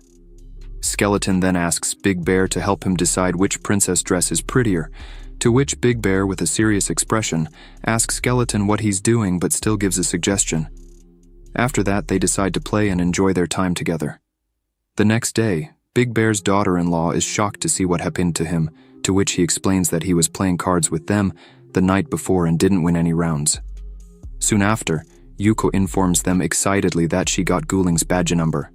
She obtained this badge number yesterday as she chose the werewolf card and went to kill the player with the badge number 1900, the grasshopper player. In his hands, he really had been assigned a card with the number 1, but to their surprise, Guling was behind her, thanking her for helping him find it. He adds that yesterday he chose the prophecy card and was surprised to coincidentally find where the number 8, the number of his card, was located. With this, he suggests that they set a price. However, unexpectedly, Yuko didn't care about what he just said, telling him to buzz off while asking who raised him to be so spoiled. And, as expected, Guling was confused as to why she was hostile to him. Therefore, she clarifies what she feels about him meddling in other people's affairs without notice, acting spoiled because he is part of an influential union. But unfortunately, she doesn't care about any of that, so even if she wants to throw his badge number away, she won't give it to him. While others felt satisfaction seeing Guling also being scolded like this, Guling felt disrespected, so he decided he would have to get his badge number on his own. But before he could walk away, Yuko stopped him because, now that she's done yelling, they still need to do business. She tells him that she can give him his badge number as long as a few conditions are met. First, he must obtain the badge numbers of Bubble and herself for them. Second, after the preliminaries, they want to join Shen Yuan as external elders. With just these conditions, he agrees and therefore receives his badge number. Since she planned to negotiate from the beginning, he asks her why she felt the need to yell at him in the beginning, as she had never been yelled at like that before, to which she tells him to shut up because she just wanted to do that. Meanwhile, the commentators are confused by the fight, as they can't believe they gave Guling's badge number to him so easily. Now, Guling, who possesses the Xin Yuan sword, will have an unlimited advantage over the other players. The commentators doubt if they are really against Guling. A few moments later, Skeleton and his group are planning their next move. Skeleton suggests that they first leak the information that Guling got his badge number to all the other players. Then, Xiao Bao will go find the person who saw the badge number that Guling has in his hands and ask if he would like to form an alliance. He will meet with Cici and Sane to exchange information. Everyone will move independently, and with this plan, everyone agrees. Now, the commentator makes an assumption about what they are planning to do, as Skeleton and his companions cannot face players like Guling, who possesses the Shenyuan sword, and Zhang Hu, who possesses another divine artifact, alone. During this time, they will need to ally with other players. However, players will only agree to ally when Guling's points are significantly ahead, because humans will only ally closely with each other when facing a greater threat. In Azure, there are NPCs with high intelligence who also participate in the competition. However, this particular NPC must have a super high intelligence level, seeing how quickly he responded to take advantage of a badge number right after obtaining it. Due to Yuko yelling at Guling, her popularity has exponentially increased on the off-site popularity chart, and she is currently in first place. Normally, high-intelligence NPCs only appear once every few years, but this year, there are 3 of them in the top 10. Additionally, there is also a shameless pet this year. With this unfolding before their eyes, they eagerly await the competition and wonder who will be the ultimate winner. Meanwhile, inside room number 7, the girl from before is more than happy that Skeleton finally decided to look for her on his own and be her skeleton. She promises him that she can give him many things and treat him better than his current owner. Even though Skeleton can't handle her desire, he tries to clarify that he and Bubble are not in a master-pet relationship, but are best friends who have been through a lot together. With this, she claims to understand, but under these circumstances, she just needs to add more money, which leaves Skeleton agitated, as she didn't understand anything. He then tells her the reason for the visit, convincing her that if they form an alliance this time, there will still be many intelligent pets like him. Upon hearing this, she snaps back to reality, now more excited than ever, and quickly accepts his offer. She claims that he can even use all her subordinates. Skeleton is thrilled that he can now add money to his bank without losing dignity. The next day, Kitty is comfortably lying in Skeleton's lap, while Skeleton is jotting down notes about the events that occurred to aid in devising a plan. Big Bear then asks why he only brought 1 woman and a cat. With this question, Skeleton realizes that Bubble is quite furious, so he tries to defuse the situation by explaining what happened and that Kitty, whom he is petting comfortably, he found while looking for an alliance, but in reality, he found Yiwu and managed to tell him that they have to unite. However, in his plan, he also needs something else, which is the cat's help for spying. However, Skeleton just wants to pet the cat, so he simply lets her stay with him. Now in the present, Skeleton realizes that Kitty is slowly adapting to her role. Shortly after, Yuko returns to show Skeleton the list of people aligned with them, but he is unsure if it is enough for now. Meanwhile, Kitty asks why he stopped petting her. Upon saying these words, she quickly realizes that she has become submissive, and blames Azure's sensory device for being so realistic that she has become like a cat. She decides it's better to wake up but changes her mind as Skeleton continues to pet her with his highly skilled hand techniques. She convinces herself that she's not leaving the game because she likes it, but because quitting the event would mean giving up, and it took a lot of effort to get this far, so she'll just endure it and let Skeleton pet her. At the same time, Quanta returns and sees what Skeleton and Kitty are doing, but before he can say anything, Skeleton asks if he contacted Sane's side, to which he responds yes and therefore asks for a reward, wondering if Skeleton can pet him too. And as it was a request from Mrs. Subordinate, Skeleton did just that. With this, Quanta was delighted and even bragged to his companion that his mommy just praised him, while Skeleton clarified to him that he is not his mother.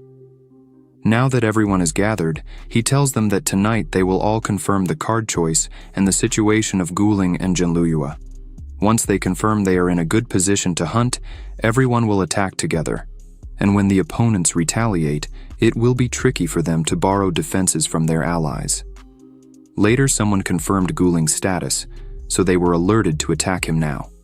With this, he chose to become a werewolf and hunt the opponent Guling. In a scene change, Guling is sitting in his room menacingly, listening to footsteps near his place. He greets them confidently, saying that he knew this would happen the moment they gave him the badge number, but it would be foolish to refuse.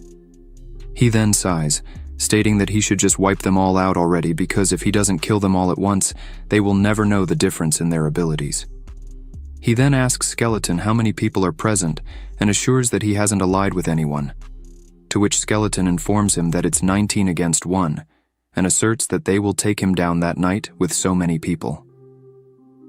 With Skeleton, Guling then made an assumption about what they were planning to do, so without hesitation, he went to attack Skeleton first, striking him from behind. However, fortunately, Quanta matched Guling's speed, so he successfully blocked the attack, sacrificing his hands. And as he has a fast regeneration ability, it was not a problem for him. Skeleton then assures Quanta that he could also keep up with Guling's speed. And, as expected, the Shenhuan sword is indeed powerful. However, there are a total of 5 seals, so it takes 5 turns before it can attack again. Therefore, Skeleton took a deep breath, covering himself in ice to reveal his true form. Now, he could be as fast as Guling, attacking him from all sides. But to his surprise, the Shenyuan sword automatically blocked all of his attacks. However, that's fine, as he originally intended to attack the sword, while Guling, unaware of what is happening, praises Skeleton for having such a skillful combat sense that even a veteran player cannot match. Skeleton then humiliates Guling, telling him that he just deceived him without him realizing it, explaining that the places he hits will freeze, so the frost managed to slow down the speed of the Shenyuan sword. Realizing what happened, Guling recognizes Skeleton as a threat and moves faster than the sword, successfully severing Skeleton's arm, injuring him. He then boasts about what he plans to do next. However, Skeleton reminds him that he can reinstall bones at will in his current form, mocking him for failing. Now that Guling realizes he wasn't taken seriously, he becomes agitated and more determined to shatter his bones until nothing is left. But Skeleton ignores him, as he is busy asking his teammates if they have finished preparing. Guling realizes that Skeleton was just a distraction and notices the other players merging their auras into a box, which the commentator explains to be the Pandora's Box, a main artifact from the West. Although it can't compete with pure combat items like the Shenyuan sword, it has a very important ability called Sacrifice, allowing the voluntary exchange of attribute points and concentrating them on one player. However, there are many restrictions and side effects. Guling knows he's in trouble when he asks Cyan if he's out of his mind because after the sacrifice, he and these players will be destroyed in 10 hours and cannot continue participating in the competition. However, this doesn't worry Cyan at all, as he calculated his strength. His guild still has teammates and can continue to compete. And, as the conditions set by Skeleton are truly incredible, he couldn't ignore them, especially after failing the previous main mission. The Western forces haven't raised their heads until now, and what could be better than allowing him to personally kill and eliminate Guling? So he asks Guling if there's any more attractive plan than this. Now that Guling is convinced Cyan won't back down, he tries to discourage him by belittling his priest class, and how foolish it is to try to fight someone like him. Therefore, he decides to kill Cyan first. However, he was soon reminded that he is now fighting against 2 opponents as he is surprised by Skeleton from behind. Now that he's pinned to the ground, Guling decides to go all out and breaks the hammer Skeleton made, attacking him immediately. Fortunately, Cyan blocked him, while the other players were impressed with the power of these 2, now exceeding their level by far. The commentator is more than ecstatic witnessing the confrontation of the 2 artifacts, even though they are wielded by 2 young players. The last time it was so exciting also occurred during a national war. However, even though Cyan is a priest, he was originally trained to be a combat commander of a Yunyun. At the same time, Cyan decided to transform his crosshead shield into a sword and use Guling's Eastern Green Lotus sword art, completely surprising him. He even boasts that it's not strange for a priest to know a bit of swordsmanship, while the spectators are impressed, as expected from a brilliant successor. Azure's skill training is synchronized with their nerves.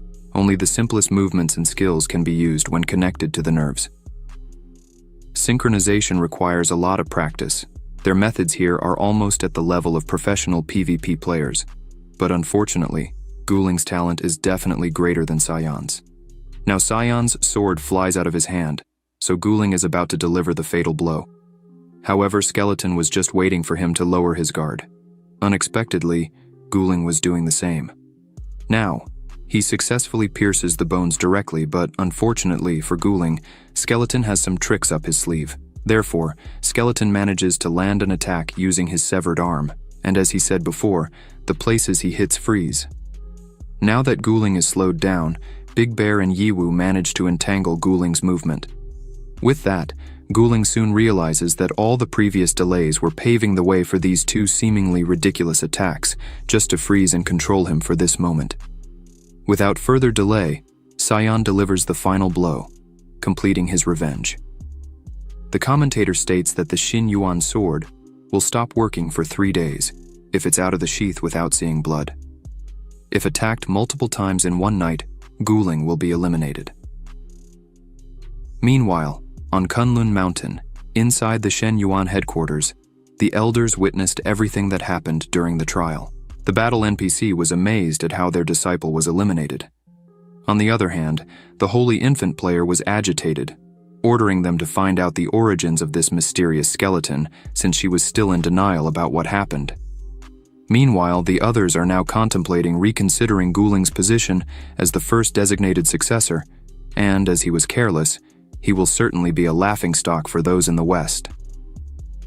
At the same time, the other players with whom the main character was before transmigrating are now watching the events live, thinking that Skeleton's personality is exactly like the leader of their society, as both are tricksters. Meanwhile, the squirrel guy was shocked to see a familiar face. Back at the location where Skeleton is, they have finally retrieved Guling's number plate. With this, the commentator announces the list of players who have been eliminated so far, one of them being Guling. However, before leaving, he invites Skeleton to join his union and assures that he is not being petty by targeting a single person just because of elimination. He is doing this because he hopes they can enjoy and master the game better. With this interaction, Skeleton is convinced that Guling truly deserves to be the first designated player of a major union, still so handsome even after being eliminated. Before he could think more about Guling's proposal to join his union, Cece suddenly hugs him, excited to see Skeleton's true form, and asks him to do it again. While Skeleton struggles to get away from her, her passion was too strong for him, so he was about to lose control. Fortunately, Bubble appears at the last moment, allowing Skeleton to distance himself from her. After that, Sion approaches Skeleton to thank him for the opportunity he gave, and with Guling eliminated, the entire Western Union can breathe a sigh of relief. Still, Sion knows he shouldn't let this opportunity pass and also tries to recruit Skeleton, asking him to join his union. As Sion is a man of culture, he tries to convince Skeleton by telling him the most crucial things they have: incredibly beautiful angel sisters and the secret recipe for milk tea made by their professional chefs. This sparked the imagination of Bubble and Skeleton, but he knew he shouldn't get carried away and said it didn't matter now. After yesterday's great battle, everyone should just rest for the day. He suggests they not worry about the competition during the day because he just wants them to have fun together. But before they could start, Skeleton asks Sion if he has pictures of those angel sisters. Now, due to the effects of the Pandora's box, these people are very weakened, to the point of dying. At the same time, everyone is drinking, having fun, and even resting. With this, Yiwu, who was on top of a tree, says they look so lively that they even seem like friends. He adds that it's impossible for someone like him to have friends. However, suddenly, he feels a strong claw on his head, and someone tells him to stop being grumpy. It was our protagonist, who invites him to have fun with them. However, from the bottle, Yiwu gets very angry and tells him to wait and see. At the same time, as always, Bubble is enjoying a drink. Shortly after, suddenly, Dom appears trying to be kind. However, she gets angry asking where Setsi is. He replies that he left her with Yuko. Sadists like her are the best at taking care of people like that, according to him. However, Yuko hears what he said, gets very angry with him, and chases after him asking who he's calling a super sadist. Then, suddenly, Dom hits something very soft and falls backward, sitting down. Soon after, he sees that it's Aiwei and then gets worried because he eliminated his ally. Therefore, he thought she was seeking revenge. So right after that, she says it's good that both of them are there, seeing how they act. She would like to ask something. She asks if they transmigrated or are naturally intelligent creatures. Changing the scene to a private place, Dong is asking her how she knows that. If she talks about it while they are being broadcast live, everyone will know that it's possible to transmigrate in Azure. She then responds by asking if he's never tried.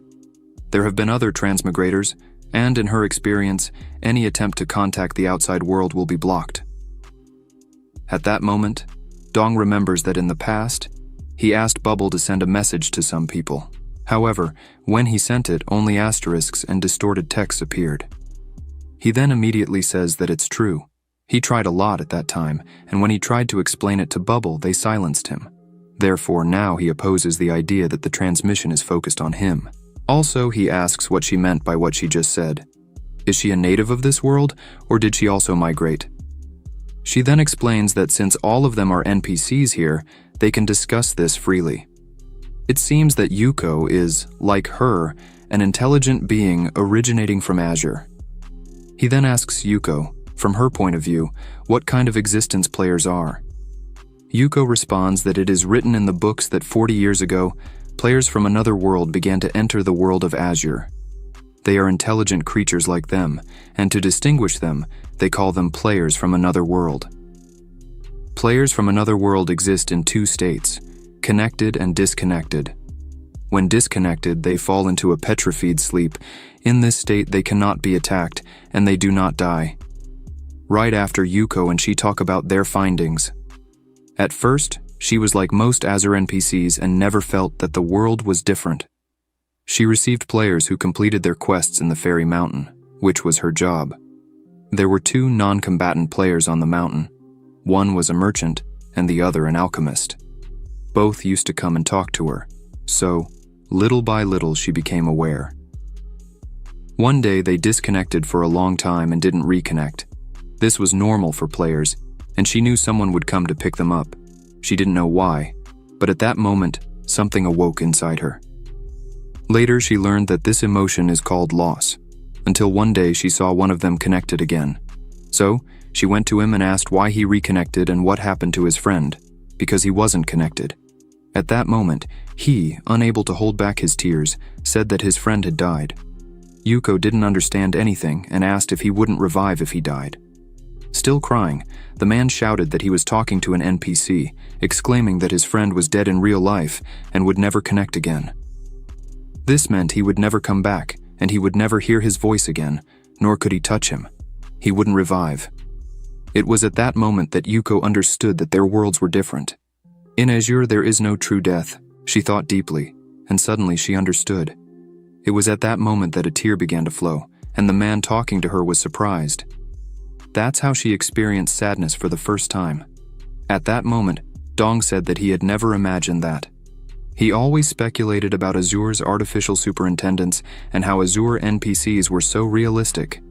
Some even thought they were played by other humans. So, according to her, it definitely had artificial intelligence from the beginning, but it didn't awaken until then. At that moment, Aiwei asserts that she also knows that she can't discuss this topic with other players because every attempt is blocked. However, even so, they learned a little about the player's world through their conversations about how people's lives are perishable. People are born, grow, age, and in this world, there is no magic or level system. Their professions are not determined by a higher power. Some people get to do what they like, while others have to do things they don't like to survive. So, they move forward, life creates new life, and their HP bar is not visible on the day they die. In the end, they disappear. Their lives end. At that moment, Dong asks what she wants because she has not yet said her reasons for approaching him. She then says that if someone can transmigrate, it means that both worlds are connected. Therefore, she says she wanted to go to his real world. At that exact moment, Dong was shocked, speechless. Right after, Aiwei says that there are still 3 things they have to tell him. First, they know why his world has levels and missions in many illogical places for players. Only a few super-intelligent NPCs in Azure can think like her. Awakening is very difficult, and to achieve it, curiosity is needed.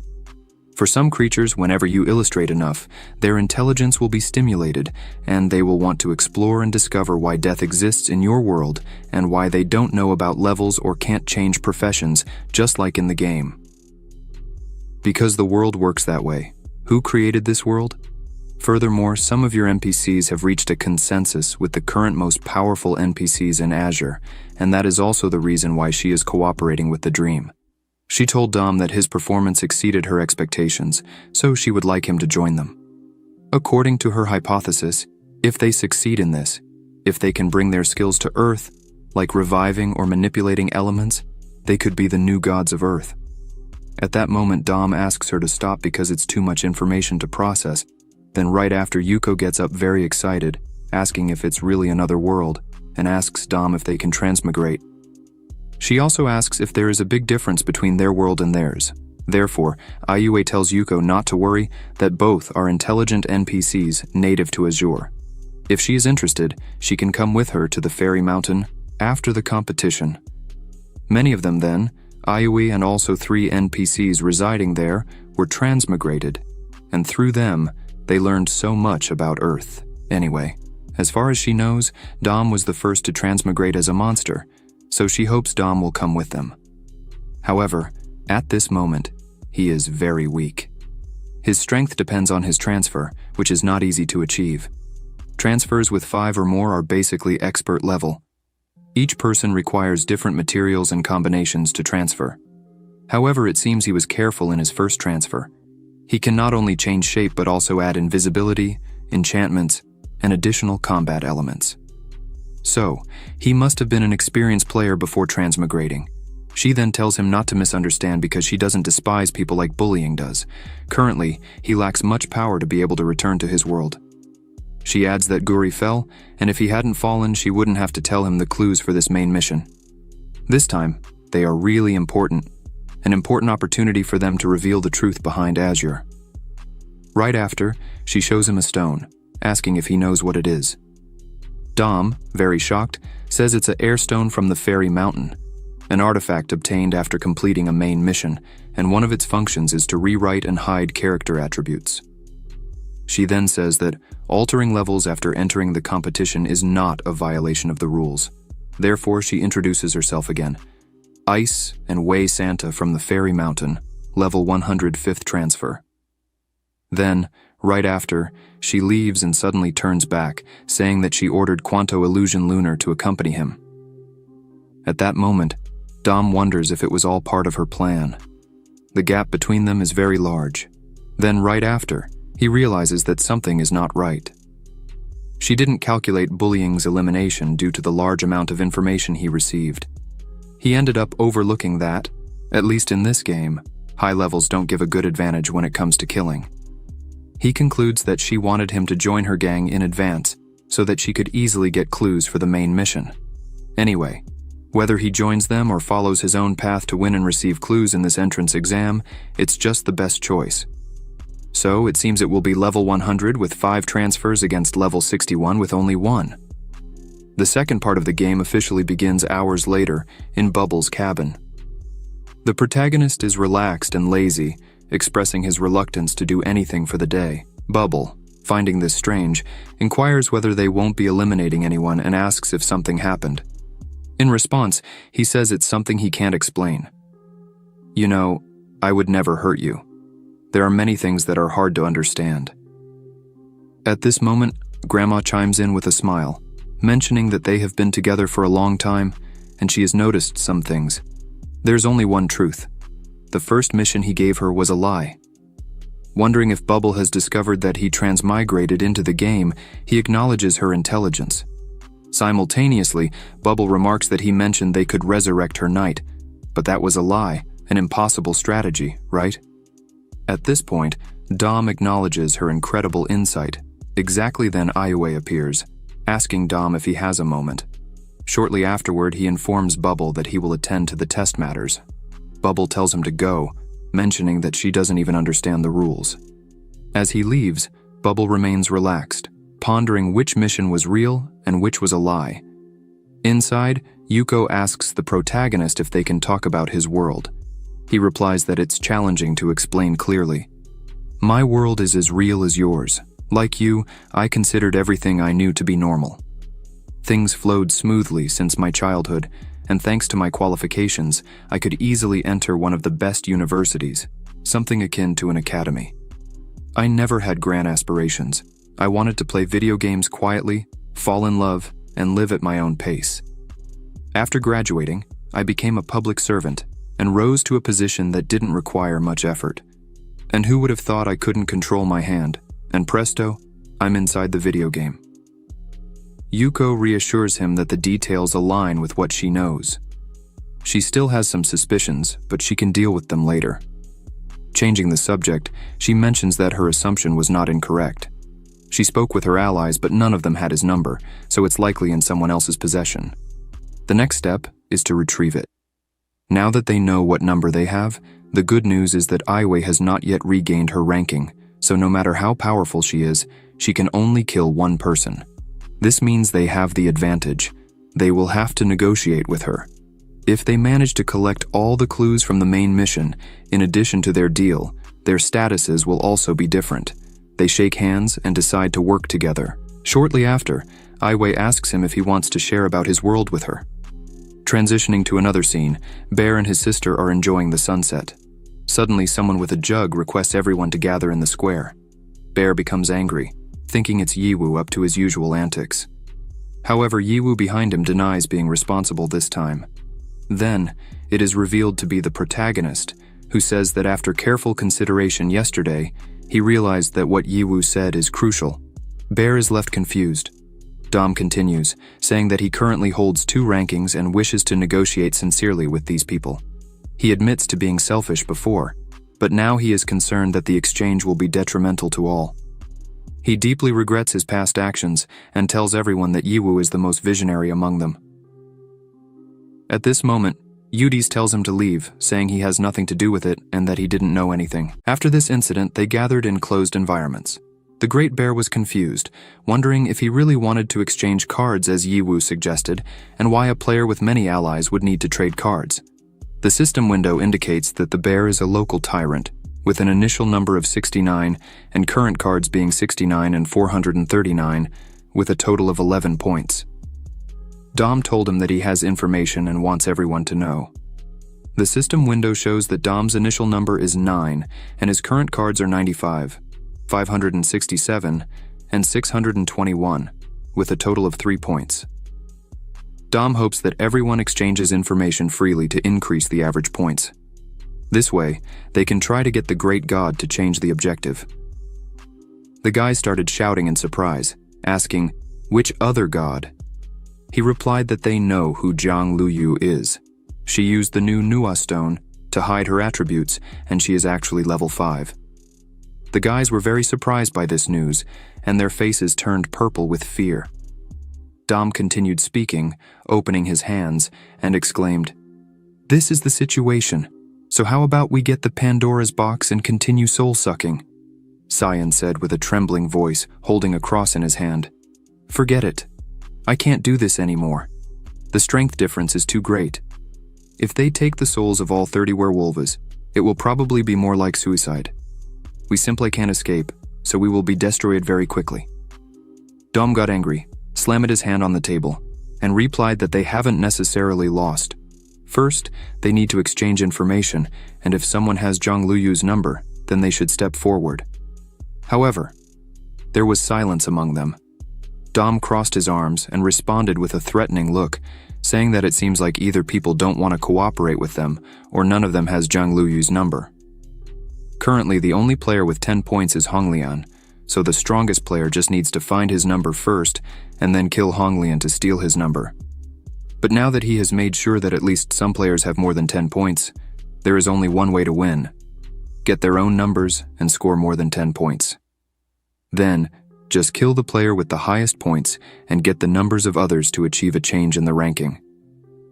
Although the rule has changed a lot, the fundamental gameplay still depends on information. Knowing which numbers are in a player's hand and understanding the player's daily choices are the key to winning the game. The impact of combat power in the game will become less important as the number of hunters decreases, but the good news is that they have already taken care of Gulin. Although Zhang Luyue is a strong player, as long as they defend against her attack, taking the next step will be easier than it was with Gulin. They just don't know what Zhang Luyue's number is now, and that's what complicates everything. At this moment, Zhang Luyue was asking a girl if she understood everything earlier. Quen also found out through the alliance that she had her own number. The girl replied that she was a member of Miss Cece's guild and would never betray her. She turned to Guan and asked again, confused, who Miss Cece was. Guan replied that she was a rich girl who bought the guild. Many people from her guild came to her test because someone changed the conditions of the first round for money. She recalled a recent situation that happened in the forest. Hong turned to Cece and said, pointing his finger to the side, that there was a pet selling skins.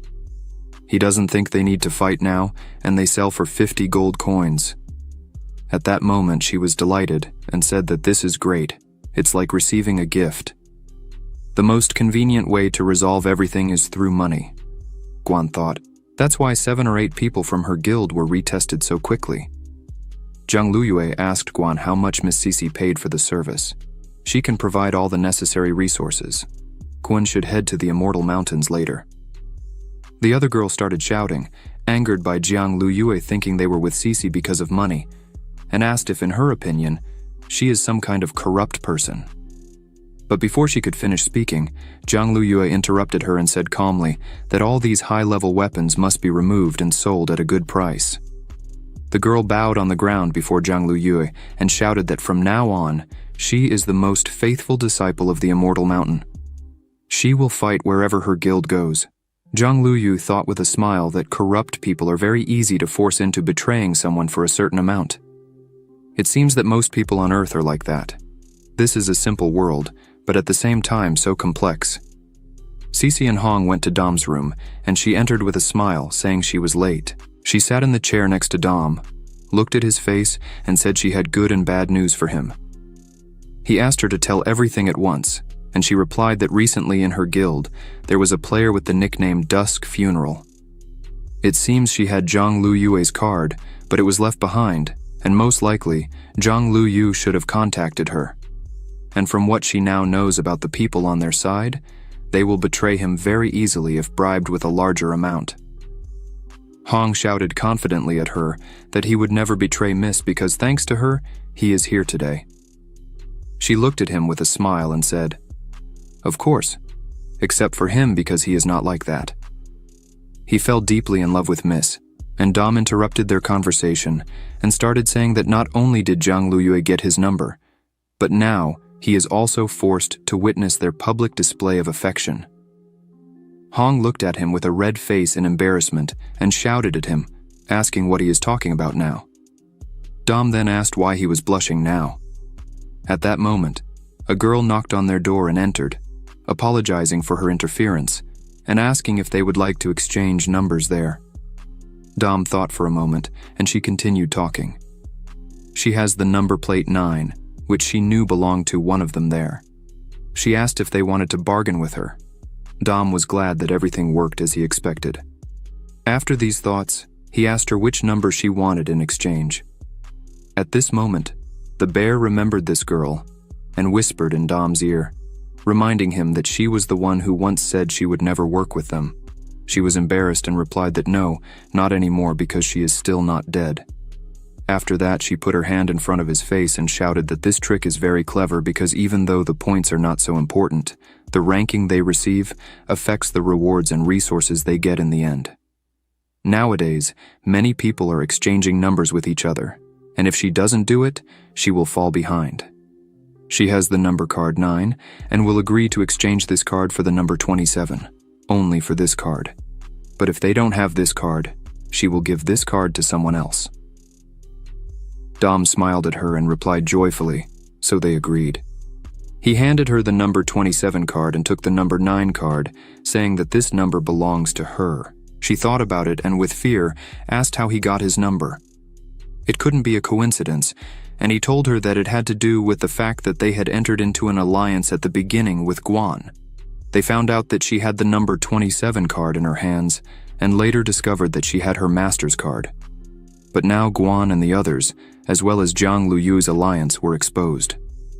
If he exchanged cards directly, it would arouse suspicions from Jiang Luyu. So he went along with Yiwu's idea of card exchange and proposed promoting the idea. Dom said they have no reason to refuse to have another player with 10 points. Suddenly Dom asked, "What's Quanta's problem? Why every time he sees Dom he goes and crouches in the corner?" Guan replied that initially they were assigned to spy on Dom's team, but Dom has the same scent as his family, so now he says he betrayed his mother and is a bit afraid to see him. Dom shouted angrily, showing his fist, saying that he is not his mother. Quanta continued to say with tears in his eyes that he is such a useless werewolf, apologizing to his boss and his mother. Dom approached him and asked what he was talking about. Quanta's eyes filled with even more tears, and he repeated his apologies again. Dom stroked his head and said that everything was fine. It was just a game. Nothing bad happened. Dom said he heard that he was raised by wild monsters. Dom also mentioned that he has a camp on the slope of the 10,000 miles. He invited Quanta to visit him there after the game. Dom petted his head, which Quanta liked a lot. Dom looked at him for a moment and thought that he now is more like a child who is just learning. Jiang Luyu's emotions are not very obvious yet, but it seems to him that the new generations of NPCs are more like children and humans, so they will exchange numbers first. Dom, as he was leaving, turned around and said that if there's a chance, he will come back later to play with them. He waved to them and left the room. The girl wondered what that was. Then, with a questioning expression on her face, she said she just came to exchange numbers. She wondered why she needed to hear his story with the NPC. He approached her, cleared his throat, and said they should get back to business, starting a mass exchange. He was able to get her card and then sent a message to her to come and exchange a card with him. He created several players with high scores to distract Jiang Luyue's attention. He kills 3 birds with 1 stone.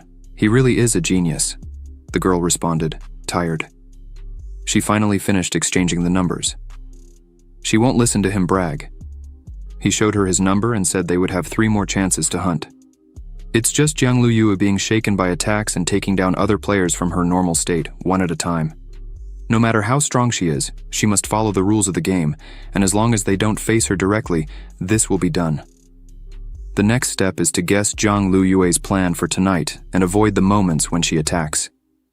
His name is Jin Gui Wang. He is a formation mage who has participated in only a few competitions.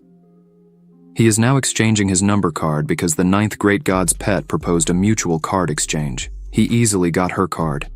He thought about the fact that he used the Guardian card and still hasn't found allies. Today, he will have to use the Werewolf card to avoid losing points. These 10 points are his ticket to the rankings until he reaches the top 10. He needs to be on guard. Someone not far from him asked Bubble to look at the fact that there was a boy there. Jin was very surprised by this and shouted in shock, "Who are you?" Jin asked them not to approach him. It was Dom and Bubble, who were not far from him with a smile on their faces. He pointed a sharp object in their direction. Dom looked from inside the house and wondered if he is a ceiling mage. Now that he guessed that Jin is playing alone, Dom with a smile says that he is lucky not to have been eliminated yet. Jin began to shout, pointing at the wall, telling them to look there because they are surrounded by his seals. He has already pushed one away with werewolf powers, so they better get out of there. Dom picked up a green and red book and said, "So, this is the same book with which he applied these seals." The guy was very surprised by this, and Dom remained calm. Then he turned sharply and shouted in fear, asking how he got there. Bubble replied that the slime helped with that. This is her pet slime. It can split. They used the slime's ability to disarm all of his traps. Jin leaned against the wall and said with a sad expression on his face that it would be better if he hadn't found his card. Then he wouldn't be so upset when this card was taken from him. Dom sat closer to him to calm him down and said, "Wow," praising him for managing to find his own number. Jin just had bad luck to encounter him, and Dom understands that it's not easy. Jin then started to cry and asked him if this meant he would let him go. Dom replied that he didn't think so. After hearing this, Jin, with disappointment, told him that Dom should take the number and go his way because he wanted to cry there alone. With a cheerful expression on her face, Bubble was stretching at the window of her room, taking the opportunity to look at the sunrise, and said that the beach has been very deserted in recent days. Dom replied to her that in recent days, players are making more effort to gain points than to form alliances. Fewer and fewer people want to exchange information, so it's harder to draw conclusions. Dom asked her if she's tired because it's very tiring to be constantly on alert. Although the day and night pass quickly here, not to prolong it too much, but still 7 or 8 hours have already passed in their world. She replied with a smile on her face that she wasn't tired. It's only been half a day, and she's already used to it. After that, still looking at him curiously, thinking he was somehow melancholic after returning from Jiangluyue. Dom, in response, told her not to think about it. He also told her that all the big guilds have gone crazy, inviting the first players they find. They use artifacts to participate in the event for players below level 40. This is unfair to honest people. Meanwhile, Jiang is behind Dom, but he doesn't notice, even with Bubble trying to warn him. Dom continues talking, saying that when he succeeds, he will complete the main mission and get unparalleled artifacts. He even came up with a name, and it will be the Sword of Xuanyuan Nuwa, specially named to counter the Xuanyuan sword and the Nuwa stone. He looked at Bubble, questioning why she was moving so much. Suddenly, Jiang, behind him, said that the title of the sword was too long and suggested that Nuwa should be in front as it would sound better. He turned to her with an incredibly frightened expression on his face and was stunned. Sweat started to drip from his face out of fear and embarrassment. Dom spoke to her, asking why she walks without making any sound. He tries to cover up, saying that they were talking about a book with that name. "What is this beautiful lady doing here?" Dom said. She replied that she was helping them win the event. Based on all the information obtained through the alliance, she located all the players with 11 points. She and Guan eliminated all of them, and the only one with 13 points so far is Dom, and no one has been able to defeat him yet. So, Jiang sits down and says that the game's outcome is clear, because it's impossible for anyone to surpass him at this point. Jiang questions him if he still doesn't trust her, even though she has revealed all the cards to him. She says he has a goal, and that is to reach the other world, and that is also her goal. So, she wants to speed up his victory and will help him with that. She will take care of the next people who attack him so that he can relax. Dom was dumbfounded by this. At that time, he knew many ways to win. There were even options for losses. It's a pity because he guessed the beginning correctly, but couldn't predict the ending. Under Jiang Luyui's guidance, he easily secured the first place after the final count, but he won in a ridiculous manner. Dom always thought that he wanted to achieve his third transfer, given that Jiang was already in her fifth transfer. He even wondered what it's like to be victorious. However, Jiang easily defeated Dom on the first floor. But when Jiang told him not to try too hard and to let her handle the problems that will come in the future, he became thoughtful, reflecting that this feeling is very comfortable. Now he feels so happy, tears appeared on his face, and Bubble at that moment was holding the victory medal. The two stood on the stage, Bubble slightly upset and Dom very happy. Mang wondered why Dom was crying. The bear replied that maybe they were tears of joy because the test wasn't easy. The host spoke, and now Elder Kai will present the awards to the winners. They will also have an important announcement that will be broadcast from here to all game servers, so they should warmly welcome Kai to the stage. Elder Kai took the stage, his body trembling as he moved. It took him a long time to get on stage, and everyone watched what was happening with boredom. The bear wondered if Mang had fallen asleep. She said no, he should look at that. His legs seemed to be moving. A man helped Elder Kai off the stage, and Bubble and Dom, seeing that, were left speechless. After that, he cleared his throat and said into the microphone that, instead of Elder Kai, he would be extremely honored to present the well-deserved awards to the winners. Firstly, the maximum level will be increased. Previously, it was possible to level up only to level 100. But now they have expanded their capabilities to 120 and removed the limit of 5 transfers. Players will now be able to achieve Transfer 6 and level 120. They should combine different fighting styles and skills to make the game even more interesting. All the people around looked at the stage in perplexity and wondered about transfer level 6. No one expected this, and everyone started discussing who will be the first to reach transfer level 6. They also wondered if they would add new dungeons, as that would be simply wonderful. The man continued to say, approaching Bubble, that he would now give the main mission clue to the winner. She can choose to keep the clue to herself or share it publicly, as some previous winners have done. Bubble and Dom opened the clue and wondered what it was. Dom thought for a moment, then turned to the man with some request, and he spoke. And so the winner made a decision.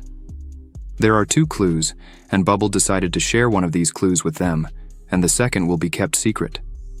The first clue is a poem that he hopes one of them can solve. A channel will be established, and the rules of the world will be thus rewritten when souls from the other side climb the ethereal nebulous mountains. The boundary between life and death will arise. I hope we can join hands to rejoice and sing in this new era that will come. People started discussing this among themselves. What does it mean? A new dungeon, maybe? New locations? The boundary between life and death has lost its limits. How is that so? These were the questions of those present in the audience. Dom was pensive because the second clue had the same symbol he has on his forehead. Dom wonders what this has to do with him. The news of Bubble's victory spread quickly throughout the game, and the main mission clue was known to everyone in the Azure game. In the broadcast comments, people began to comment that this time the clue is in the form of a riddle, which is really difficult. They also wondered what life and death have lost their limits meant. Another user responded to this message saying that, actually, Bubble's pet is lucky because he was really carried by an NPC.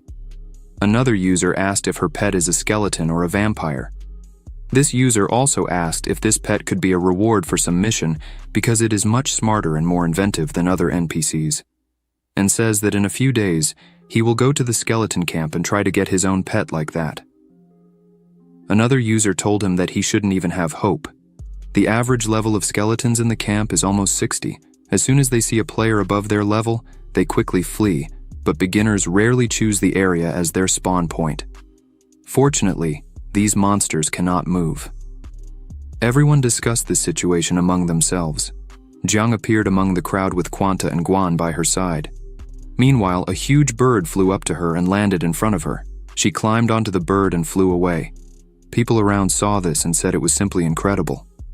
Suddenly, many journalists ran up to the bear and started shouting at him, saying they would like to talk to him and learn about his experience in the game. One of the reporters asked the bear if he's not afraid of revenge after he and Miss Bubble's pet stole from most participants. Another asked if Miss Bubble's pet did not leave with them. The bear was annoyed by the journalist's actions. He held his wife in his arms and asked the reporters why they were surrounding him. His wife is afraid of crowds. He said that Bubble was nearby, and if they want to know something, they should ask her themselves. After that, the bear logged out of the game. Suddenly, one of the reporters spotted Bubble and announced to the others, saying they should interview her. He quickly ran up to her with a microphone to interview her, shouting for her, calling her. He touched her shoulder, already apologizing for the inconvenience. But when she turned around, he realized it was a slime. The slime's transformation ability allowed it to imitate another creature with its whole body, except the face. At that moment, Dom and Bubble were trying to escape unnoticed from this place. At the same time, someone in the crowd wondered, seeing a slime instead of Bubble herself, what that was, and if it was Bubble's other pet, the muscular slime. The reporters realized this was terrible because it meant that Bubble herself had already escaped from there. They should look for the rude and arrogant vampire in the cloak, Dom. Furious, Dom shouted at them, asking who they were calling rude and arrogant. Some people heard this and wondered where that voice was coming from. At that moment, Dom and Bubble continued trying to get out of the crowd unnoticed. Dom was apologizing to people to be able to pass, and Bubble told him that it was very crowded in this place, but they still managed to escape and sighed in relief. At this moment, some people appeared behind them and wondered if people were already picking skeletons as pets. Someone replied that, unfortunately, yes. But this skeleton is a completely common monster, unlike the skeleton from the broadcast that had ice powers. Dom turned to look at the crowd of people and thought it was good that they escaped this time. His human form would only cause more trouble. This skeleton appearance of his is not popular at all. The two walked into the forest thicket, and Dom said that for now it would be better for him to appear in the skeleton form so that they would be less recognized. The vampire form would probably stand out everywhere they went, and the skeleton would not be so noticeable. In fact, he had no idea what was happening with the camp now, but he really wanted to find out. Dom told Bubble to log out and rest when they reached the camp. She agreed with him, but when they got there, a blonde knight in armor appeared in front of him with a broom in his hands. It was the warlord Shapo. Dom asked, "Where is the fat one and all the others?" The guy shouted back at him with joy and delight in his eyes. "Great Chief, you're finally back," said Shapo. He quickly fell to his feet and shouted that he had been waiting for him. Bubble covered her mouth with her hands in surprise, and Dom asked him why he called him Chief, what was happening there. The guy replied that after Dom defeated him, he realized that the camp where he and many other intelligent skeletons appeared could not be so common. Some time ago, we see the Fat One and Shapo talking. The Fat One told Shapo that he could go home because Dom had said to teach him a lesson, but they had been fighting for many days. However, at that moment, Shapo interrupted him with his palm and asked him to wait for a moment. The Fat One asked him again what he needed. He replied while still sitting on the grass that for a long time players dominated Azure, except for NPCs with high intelligence. This rebellion of their charges made him realize something, so Shapo says there is only one way to completely overcome the monsters, and that is to join forces with these monsters. Shapo said they really need an assistant, so they're killing 2 birds with 1 water tank. Shapo, already on his knees, said he believed that monsters must be very important for the main mission. So he asked to be part of his team. Back to the present, Shapo says that now he is on the team, and the Fat One is his commander. Shapo turned to Dom and, with a smile, told him that he was the chief of his boss, so he would call her the Big Boss.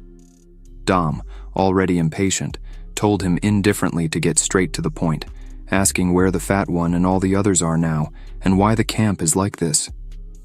He replied that if he had arrived a little earlier, then all this would not have happened. The camp would have been completely burned. They sat on the grass facing each other, and Shapo began to tell them that this happened when he was away, but he tried to hide the camp in every possible way. One day, in a forest full of boars, a guy whose body was trembling said they had finally completed the mission. Now they could move on to the higher-level monster zone. He was already fed up with the skeletons and said he never wanted to see them again. After those level 30 boars, they would finally move to another city. Someone behind those guys called them and asked for permission. The 2 guys turned around and saw that it was Shapo. Behind him, many skeleton monsters had gathered. He pointed his sword forward and confidently shouted to attack, after which he ran away and returned with the boars to make food. One of the guys held his head, fell to his knees, and shouted in anger, "These skeletons again!" He approached his brother named Ming Yu and asked if they can change the composition of their bodies when they reach the second transfer. Ming asked in bewilderment of his brother Qing Feng what he meant by those words. Feng replied with a reckless expression on his face that these skeletons are constantly causing trouble. "I just realized that the only way to overcome them is to become a skeleton," said Feng. "This means that from now on, they will no longer be human." Now, Feng suggests cultivating some materials so that they can transfer to the undead race as soon as possible. Shapo, who was still there, turned towards Feng and wondered what was wrong with this guy. After the novice players stopped coming to the skeleton camp, they no longer have the opportunity to evolve at their expense. They will have to resort to attacking high-level monsters, but these monsters give little experience. In this way, they will only be able to advance to a maximum of level 60. Moreover, the difference after the transfer is enormous, because when a player reaches level 50 and performs the transfer, they can easily defeat a level 60 skeleton. And if the player has a second level, then even numerical superiority is insignificant. No matter how high the monster's level in Azure, it is deprecated. It is simply impossible to take them to the main city to change class. It would be possible to find a player with taming skills like Bubble, but such naive ones are not easy to deceive. No one needs a common skeleton as a pet. Bubble told him, showing her fist, that if he repeats that again, then in that case, she would simply beat him up. He continued to speak. Then, while they were thinking about requalification, at the same time, they were strengthening the defense of the base. Then, two very strange things happened. First, the vampire camp next door was looted by a horde of beast tamers. It was completely ravaged. Later, he learned that it was because the big boss was so popular during the entrance exam. One of the players shouted for the bat to become a cute vampire prince, and many female players wanted to try to catch a bat and turn it into a vampire. Dom said with a smile that it seems he fooled them. "So, what's the second thing?" said Dom. Previously, the number of skeletons in their camp did not exceed 233, but when he went on an expedition to fight high-level monsters, a dozen or more skeletons that were killed and did not respawn, a new skeleton appeared in the camp. In total, there are 4 skeletons in this camp, with their own consciousness. But this little one, although this skeleton was only first level, unlike the rest of the programmed NPCs, who were just wandering, this little guy has been watching them for several days but doesn't get close to them. Chapo asked the fat one if maybe he should call him. The fat one told him he should forget it. Even the fastest skeletons couldn't catch him. The fat one then asks Chapo for the undead food he bought in the city. Chapo replied that he would do that now. The fat one took a plate of food that looked like a thigh and thought as he put the plate on the ground, "This is to attract the brat." The fat one left the plate not too far from the tree and ran to hide behind a bush, after which the little skeleton felt the plate with food and admired it with passion. He looked around and approached the plate. Then, he ate everything with the greatest happiness possible, but he noticed the fat one behind the bushes and quickly disappeared. The fat one realized that maybe it was simply impossible to get closer to that little monster. The monster suddenly appeared next to the fat one with a flower behind his back. The little monster looked at him with tender eyes and told him to pick the flower and asked if in return he would get more food. Earlier, in the skeleton camp, Chapo and the skeletons gathered in the same room and watched the game progress, and when Dom showed the number 1 card, Chapo shouted to him how great that was and that the big boss is just too handsome. At that moment, a skeleton pushed him aside, saying that he should get out of here because he was blocking everyone's screen. The little monster was sitting on the fat one's skull, and the fat one told him, pointing his finger at the screen, to look there. "Cole, this is our boss. He taught us how to hunt and read. You will meet him after the tournament," said the fat one. Cole asked the fat one if this was serious. The fat one replied that he is not just a skeleton, he is a different race, he has many secrets. Chapo, looking at that, wondered what they were even doing. One of the skeletons approached the guy, grabbed him by the shoulder, addressed him as Chapo, and asked him to tell more about the world of players. The guy began to narrate. After everything calmed down, we began to plan how to get back at the enemy camp. The most direct method was the one I and the captain had discussed before, which wasn't difficult for people to implement. Then something happened. It was the squirrel player who told the others. He said the information was verified. That pet was first a skeleton, and only then became a vampire. He recognized his owner, and he gathered them here to see the tactics of those skeletons. According to rumors, they made great progress. The rat spoke, saying that the monsters suddenly became self-aware. The information from bounty hunters also confirms that the skeletons are building something strange. The girl with pink hair, sitting next to them, told the others that before spreading the information, they need to allow the players to clear the camp. Only those sitting at this table know the origin of the vampire, and she hopes it stays that way, but the camp must be eliminated. The squirrel continued to say that everyone present is third-level players who will easily take over the camp now until the tournament ends. Even if the vampire wins, the camp would already be theirs. The squirrel thinks that if these skeletons are truly intelligent, then these monsters should respond with something valuable. So they shouldn't wait. This group of players approached the camp, and Chapo approached them and, with a smile, pointed his finger to the side, saying that 10 miles away, a monster had set up a camp right here, so they should leave. The girl asked again if he was the one who leaked the information, questioning why other players know about this camp. The squirrel said they shouldn't worry. He's only level 60, probably came here to gain experience. After that, the squirrel began to ask, with a smile, if the monsters here are higher or lower than 60 levels, and if his guild leveled up there. The guy replied that no, he's still not a member of any guild but plans to join one in the future. Shapo then says that the level of monsters in that camp is really high, and these monsters are very cunning creatures, so it's better for them to go back. The girl told him he's a gentleman, approached him, and said they knew about the danger. At that moment, members of their team appeared from all sides and grabbed him. The squirrel said with a smile that this guy is just a grain of sand, and they won't kill him because it would attract attention, so they would take him with them. The knight wondered if these people really came after the fat one, Cole, and the others. They hid their level from him, but no matter the level or rank, they are much stronger than him. Fat one, at that moment, saw these people approaching, along with Shapo, who couldn't get rid of his handcuffs. Shapo shouted for the fat one to run quickly, and everyone should get away from here. Fat one wondered if these players tied up the god killers. Fat one pondered that this was a big problem. Then he began to shout to the rest of the skeletons in the camp that everyone was in danger and needed to run as fast as possible. They needed to save themselves. The girl created a barrier around the camp and said they were a bit late, holding the Powerball in her hand. She said she would take care of them. One of the team members looked at Fat One approaching and thought this was an unusual skeleton. He himself thought it would be difficult to deal with. Fat One approached and asked why they were here. If they needed resources or money, they would give them. The girl said with a smile that this skeleton is really smart. After that, she invited him to become the pet, and she would treat him well. The squirrel replied that she shouldn't say such nonsense. They need to capture all these skeletons and put them behind bars before they attract too much attention. The squirrel turned to the player Aragon and said he had been fighting for a long time with a skeleton that hadn't even been transformed. Aragon angrily replied that he shouldn't say anything stupid, that he would soon end this. At this moment, Aragon thought he felt so ashamed. He must use all his strength to defeat this skeleton.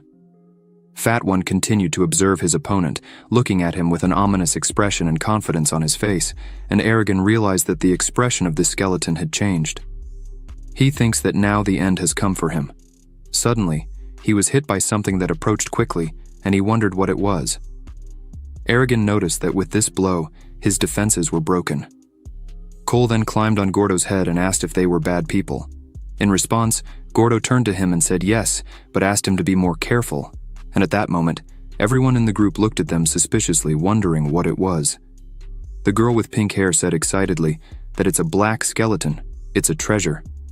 Black monsters are much stronger than ordinary ones. The best player in the West has a pet like this. It's a black dragon. At that moment, the squirrel shouted loudly with a smile that they don't need anyone anymore. If they capture him, they'll become rich. To avoid misunderstandings, Bindi and Aragon should attack them together. Cole suddenly jumped off Gordo's skull and attacked. Aragon saw this and, with a frightened expression on his face, shouted, "There." He tried to defend against this attack, thinking that this little one hasn't been transferred yet. He is very strong, and Aragon can't keep up. He is too fast. Aragon was thrown back by the impact. Cole, in front of the enemies, shouted to them saying that they are all bad people. Bindi ran behind Cole and created magical circles in his hands. He directed his powers towards Cole and he found himself inside a magic ball. But Cole easily dealt with this magic and escaped from there. Bindi was very surprised by this and wondered angrily if the prison hadn't stopped him. The squirrel, who continued to watch the battle from afar, thought that he is very different from all the others. He looked towards the camp and realized that everything around him was empty, which made him start shouting hastily. The squirrel told them to deal with him quickly, as he was delaying them. There are fewer and fewer skeletons as they fight. Gordo heard this and shouted to Cole that they discovered the plan, and he should follow him. Gordo opened a hatch that was on the ground under the grass, entered, and said, addressing Shapo, that he is a player, so he just needs to explain it to them. Cole landed on Gordo's head, mocked them, and disappeared underground together. The whole team of thieves approached this hatch, looked inside, and the girl with pink hair said that even their trail disappeared, and wondered if these were the underground labyrinths. The squirrel replied that they were not successful. They didn't even catch a small skeleton. What will happen to their reputation after this? He then turned to Chapo and asked if he was friends with these skeletons and where this labyrinth led. He replied that he wouldn't say, even if they killed him. He could revive and show all his strength. All team members started beating him and yelling at him that today he would simply die. The pain in Azure feels almost like real pain, regardless of the settings, so pleading for mercy was pointless. After a while, Chapo, leaning against a tree, began to tell Gordo that he needed to completely turn off his pain sensations, first the skeletons and then the players. Gordo said that Cole had observed that they had already gone far enough before leaving. Chapo, with a battered and bleeding face, said that he hadn't said anything to the thieves because he was a man of his word. Gordo touched his shoulder, apologized, and said that they simply couldn't stay there because it wasn't safe. They needed to build a camp, a new camp. Chapo finished telling his story about the previous events to Bubble and Dom.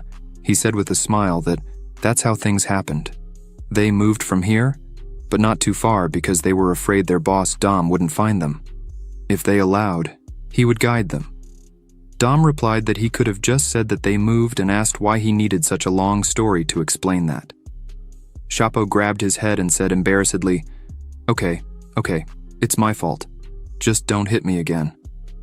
Dom, touching Chapo's shoulder, said that he is grateful to him. He officially accepts him into their gang. Bubble began to yawn and mentioned that maybe she would log out of the game because she really wanted to sleep.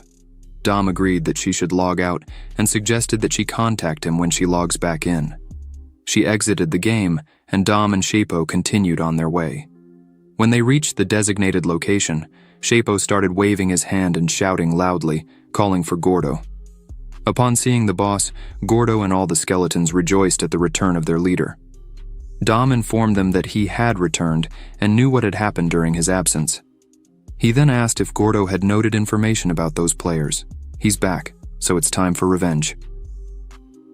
Gordo responded with a malicious expression on his face, saying that yes, they had planned to gather more money to hire an assassin, but they decided to discuss it when he returned. Dom proudly replied that he expected nothing less from them. But what about little Cole? Asked Dom. He wanted to see the little one. Dom picked up Cole in his arms, and after examining him carefully, Dom said that this is indeed a skeleton from a black family. Only 2 such representatives are known on the entire continent, so counting this one makes it 3. Cole spoke to him, looking directly into his face, and called him old. Dom thought about it and said that he can't even speak properly yet. Gordo opened his arms and replied that it's not true. He said that on purpose. He prefers to call him Old Dom. Dom sat at the table and spoke with a confident look, stating that their new goal is their retraining, and it's not about reincarnation. They need to reach the 6th rank in 4 months. Meanwhile, Cole, Gordo, and another skeleton listened attentively. Dom had not yet explained the entire system to them.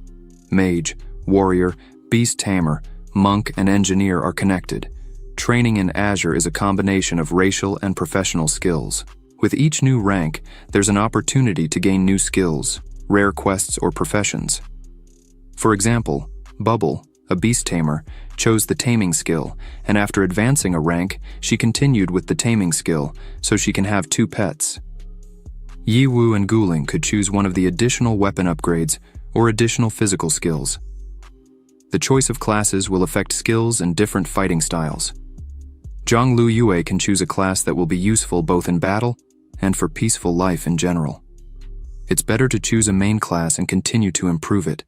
Even when adding a new class, each of their classes will somehow be connected to the base, but the main class will be available after the 3rd rank. However, the materials for this process are individual for each. Many quests for this must be completed individually, and there are requirements for certain skills. Subsequent ranks don't particularly affect the style and efficiency of the game, so few people develop further. Often, players stay at a certain stage because Azure is not just about battles and fights. Here, one can manage cities, produce resources, or create their own institutions. There are also very strange establishments, such as a city in the East, which uses special algorithms to create scenarios where players buy something for a lot of money. Players in such establishments can play different roles, solve different problems. The scenario is very realistic, and this attracts a huge number of people who love logical puzzles. Some even put special attractions in the city. For example, the tallest roller coaster in Azure. With the help of various elements, new varieties of plants can be developed, or one can even create a little friend to take care of, like a cute cat. The sensation of soft fur and warmth is no different from real feelings. There are even players who cannot distinguish virtual reality from reality, which reality is more natural. The most amazing thing is that when a person enters the game, they can actually feel the magic flowing through their veins. However, as this is a government project, there are many mysteries and speculations that cannot be proven. They have a lot in common with regular players. They share the same goal, and everyone must do their best to stay ahead and compete on equal footing with the top guilds when the main mission opens in 4 months. Gordo replied, expressing his assumption, stating that if they enter the city, then in that case they will be killed immediately, and there's almost no Tamir who trusts them. Dom responded confidently that this wasn't entirely true, because he has a friend. After a while, Yuko and Cece arrived at their camp, waved their hands and greeted everyone with a smile, saying they had come here as agreed.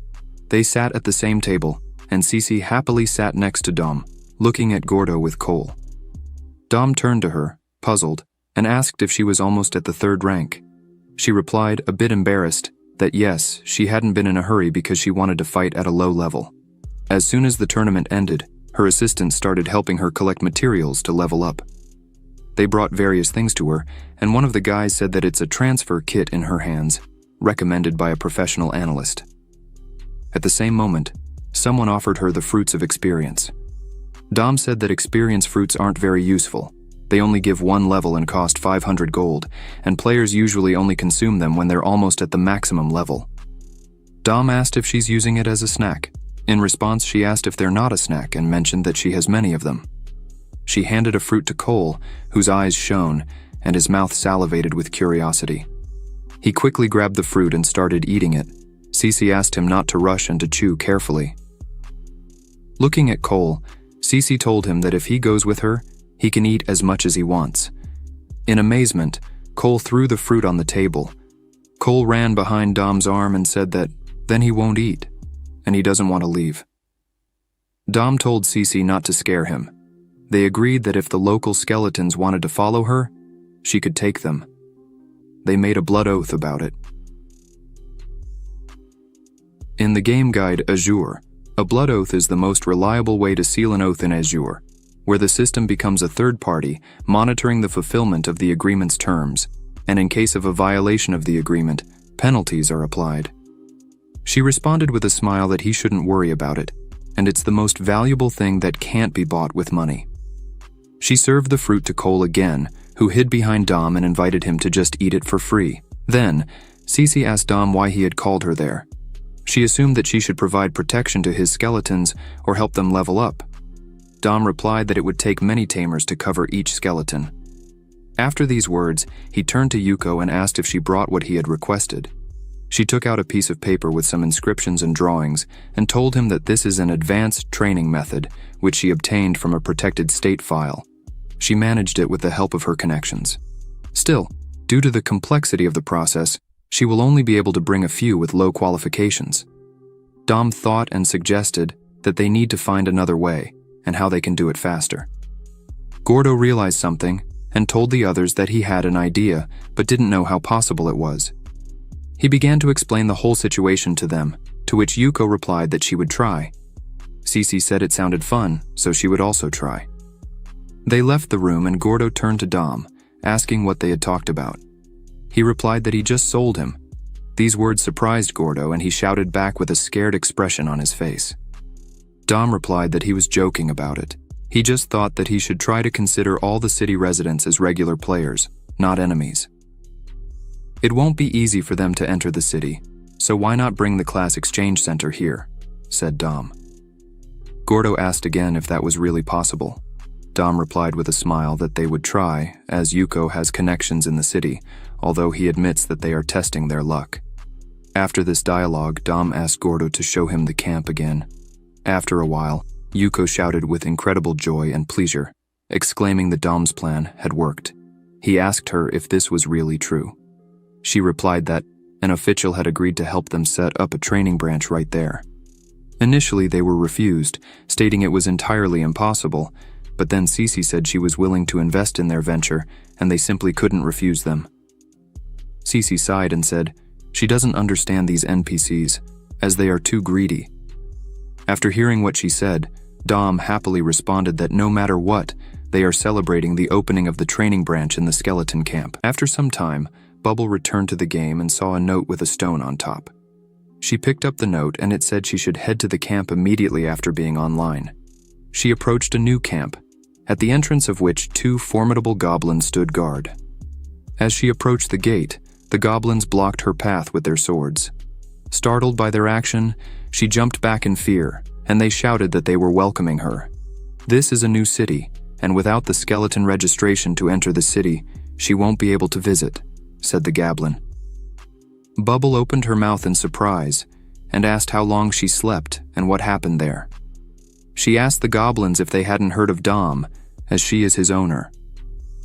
The goblins were shocked by her statements and wondered if she was talking about the city's boss and if she is Miss Bubble. They immediately opened the gate for her and apologized for their rudeness. She should proceed. One of the goblins showed her a gold badge with a skeleton and said it is customary here to wear their badge, given to all recognized players. She entered and saw many skeletons going about their business, not standing idle, continuing to build the city. She was very surprised as she walked the city streets and marveled at everything, shocked at how fast this camp is developing. She came across a statue in the shape of a squirrel and wondered what it was. The following words were written on the monument: "Those who break the rules will suffer the same as this squirrel." Bubble thought, and wondered if this is the same guy who tried to deceive her a while ago. She approached a small house, entered, and called for Dom inside the room. Dom was at the table, surrounded by many papers and documents that Gordo, Cole, and another skeleton helped distribute information that more and more goods were coming to the city. Dom replied that some materials unsuitable for skeletons could be sold to other monsters. Gordo also suggested that specialized shops could be built. One of the skeletons said while continuing to organize the papers that he also informed some of the self-aware monsters that they could join them, and was still waiting for a response.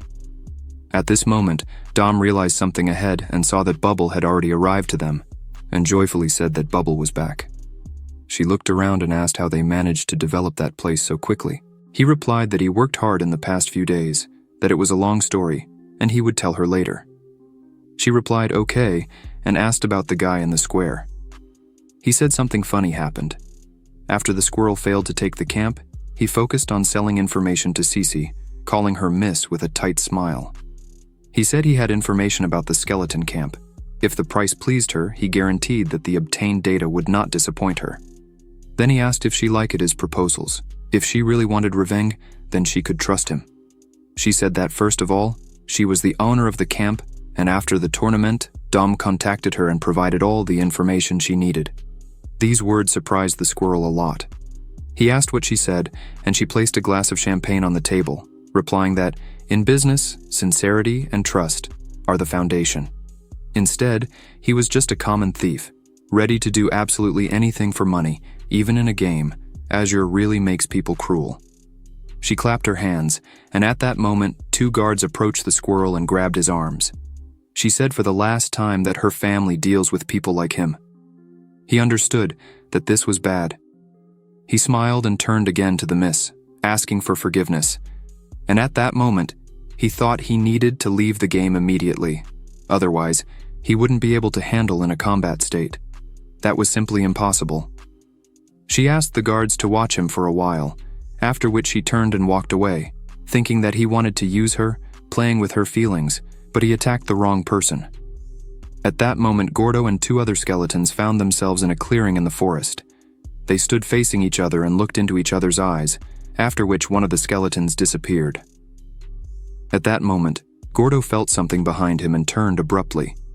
Gordo's head, as well as all his bones, scattered into pieces to avoid the attack. After that, he reassembled himself and, with total confidence in his strength, struck the ground, splitting it into several parts. Following that, a huge fissure formed in the ground, in which that same skeleton was found. At the same time, another skeleton approached with a magic shadow. The buried skeleton quickly rose, and both attacked Gordo. At this moment, Dom, who was nearby, shouted at them to stop. Gordo grabbed his opponent's hands, and Dom spoke to Bubble. After reaching the second level, they chose different abilities. In Azure's game development, advancing in class means the avatar will evolve into similar species. For example, a skeleton can grow flesh and blood and become an undead, a human can turn into a zombie, and even a snake can become a dragon. Gordo did not change his race.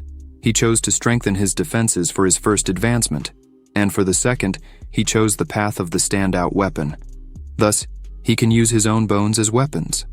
Slim decided to become another form of undead. He spiritualized his physical body, increasing his speed. In general, they made a really good choice, but they lack experience. Dom spoke with Slim and said that after separating the spirit from the body, he left the shell in an unsafe place, easy to find. Dom, with a whip in his hands, said they need to keep training. Only then will they truly become feared. Dom told Cole that he shouldn't get too used to the piece. Later, Dom will fight with him. Cole was very surprised by these words and was stunned for a moment. After a while, a goblin approached the small camp house and greeted the boss, reporting that the construction of the city was almost complete. Dom replied that it was good work and said there weren't many awakened goblins, and all this time, they took charge of planning and building. The city was a great help. The goblin responded that they faced a serious obstacle due to their monster nature. Although the basic issues of communication with the city people have been resolved, they still need some materials to communicate with the city and NPCs. Even wild monsters are easier to talk to than guards. Most of the time, they just stare at them or hit them. The development limits of monsters are too large compared to players, said Dom. He will need to contact the academy, where training will be much easier. Additionally, he will receive additional information about the nature of NPCs.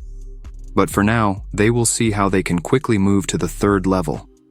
Cece's guild provides information and helps defend the city, so they can trust him.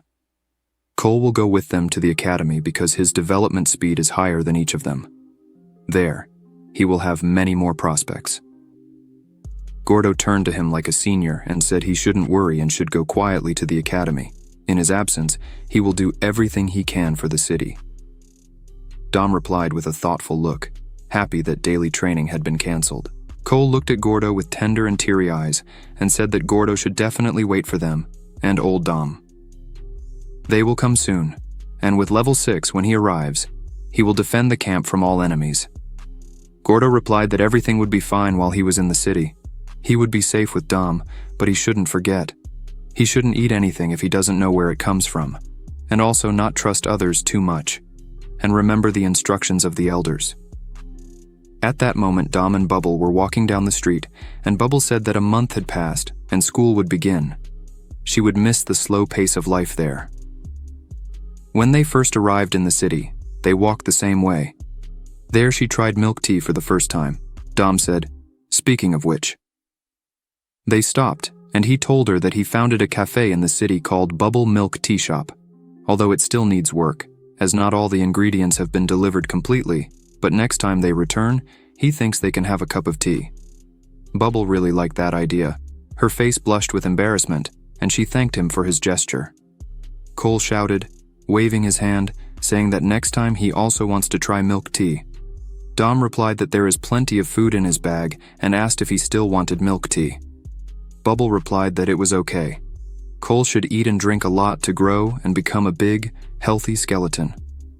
Dom said they spoil him too much. Cole will have to train a lot to live on his own. Cole said again that he just wanted milk tea. They went further, and after a while, they entered a room where they were greeted by a beautiful girl with wings who welcomed them, saying welcome to Divine Academy. She is their personal guide and now asks them to follow her. She will give them a tour, but first they need to get to the school grounds. Cece asked Dom why he turned into a vampire again. He replied with a smile. While he is at the academy, he wants to separate these two images, to make the image of vampires more visible at school because he intends to declare himself as a high-level undead. He is especially dangerous. Monsters that always attract the attention of players, but with a skeleton, it is much easier to communicate. In the understanding of others, they are not dangerous. It is convenient to set up ambushes. Hong told Cece that this skeleton is a bad player. She shouldn't learn anything from him.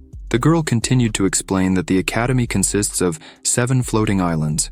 The central one is a training area.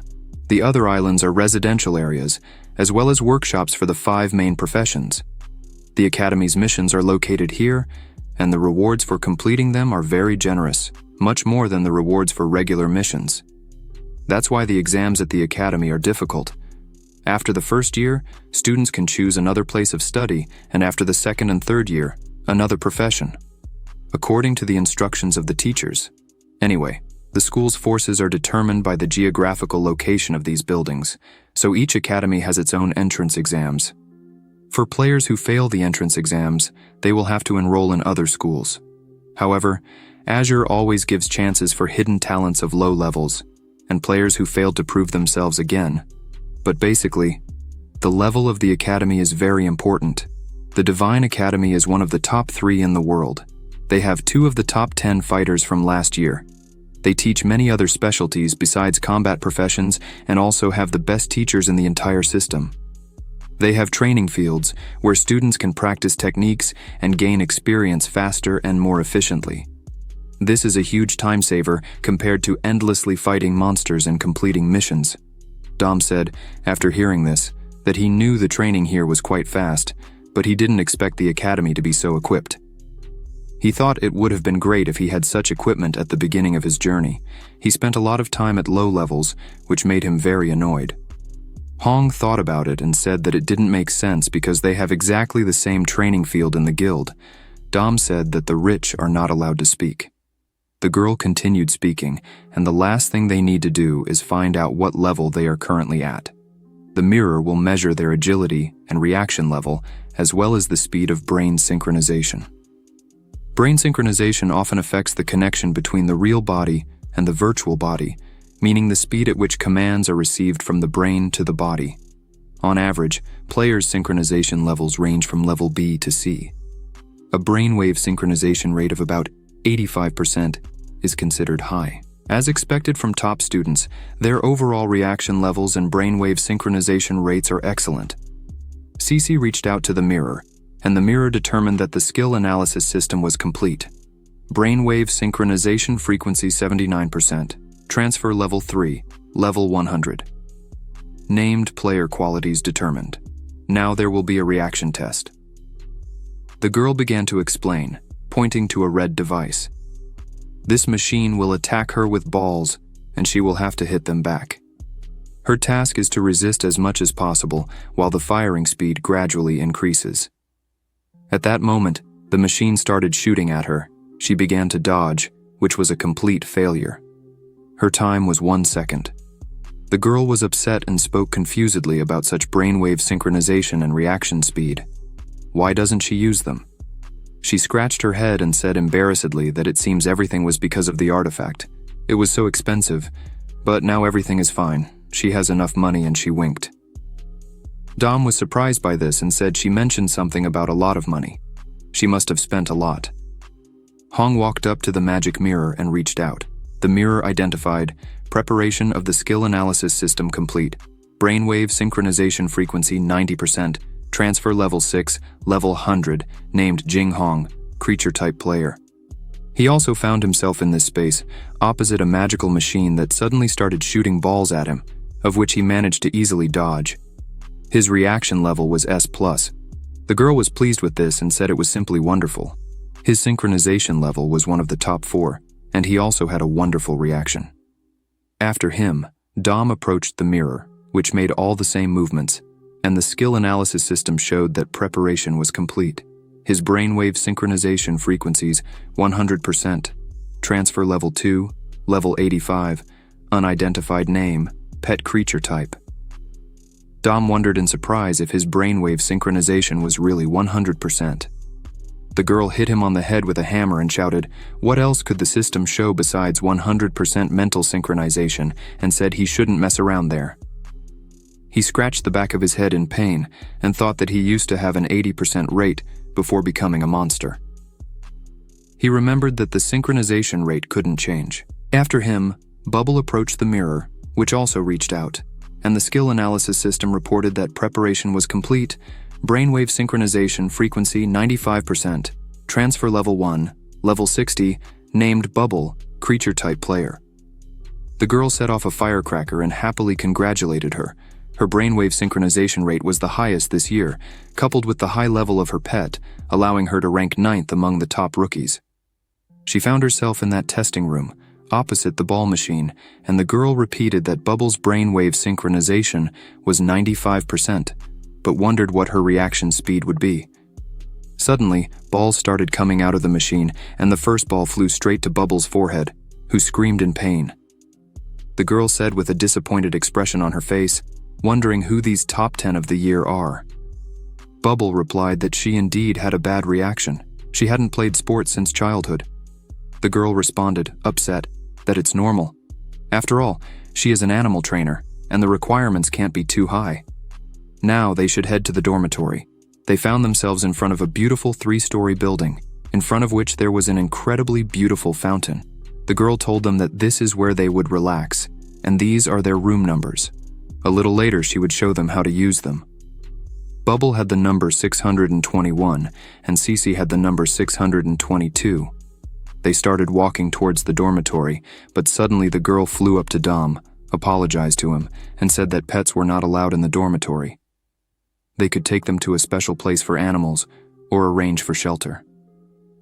Bubble told her that it's a stupid rule, and in that case, she didn't want to live there either. Dom told her it was okay and it's good to experience this.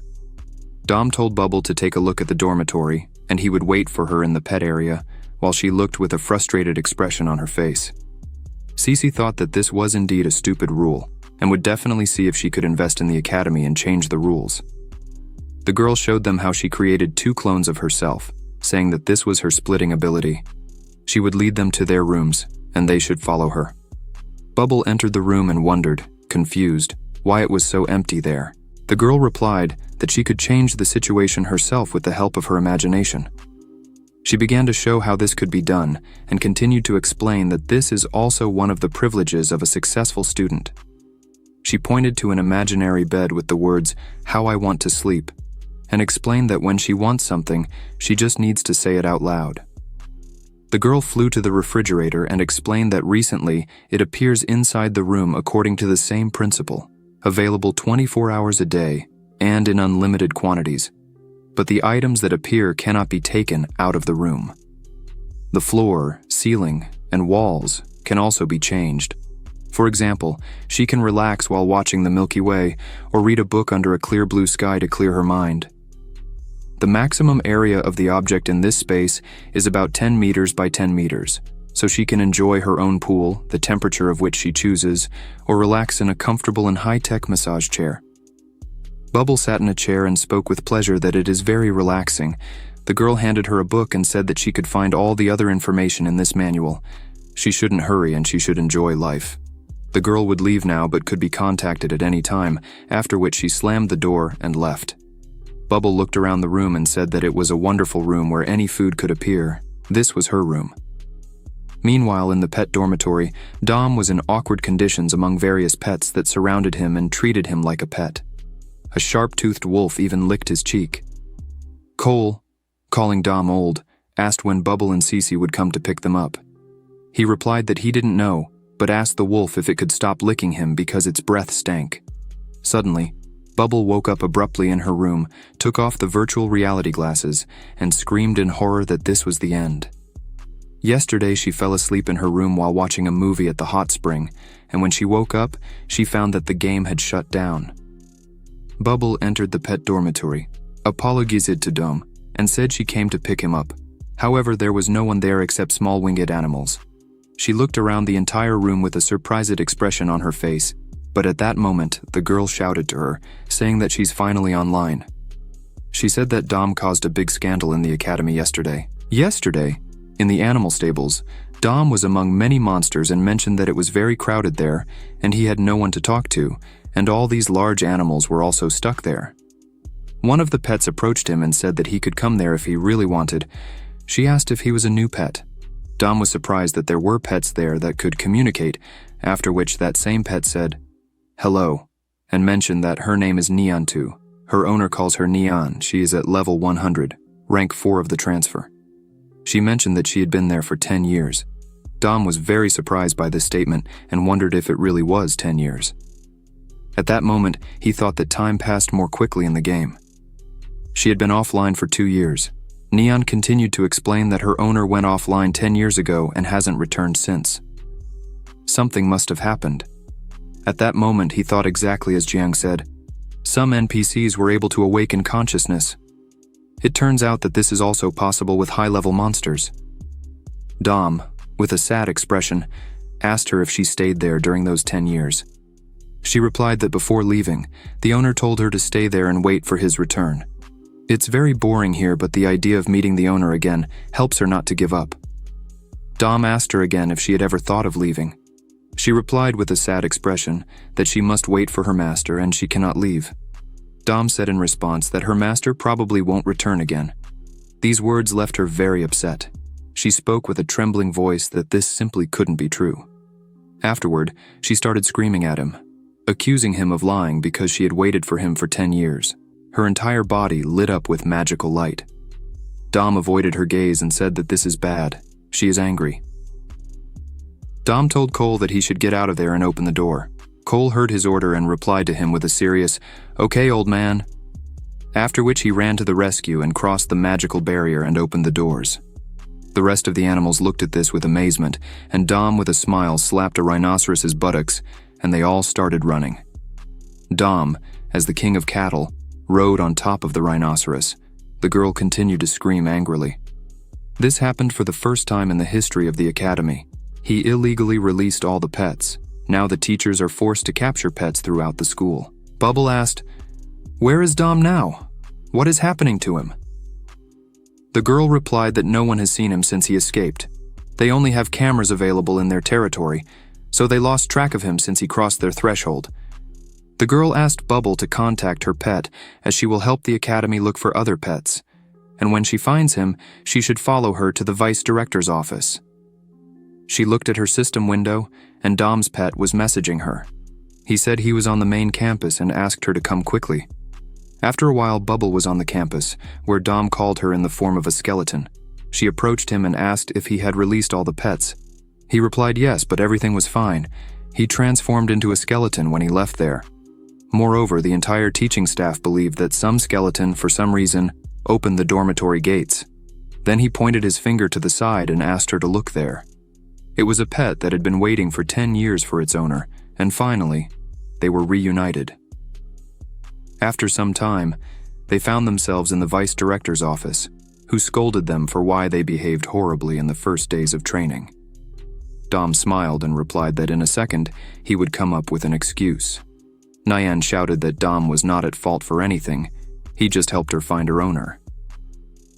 The vice director shouted that he didn't give her the floor and continued to say that a total of 163 pets were returned to the dormitory. There were still 3 monsters whose owners hadn't visited the academy for a long time. No one recognized them, and during the escape, the animals caused serious damage to the academy building and attacked the teachers. Many teachers who lacked combat skills were forced to defend themselves as best as they could.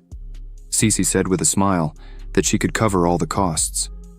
The vice director slammed the table with his fist and shouted, "What kind of impudence is this?" His academy had its own way of dealing with these situations.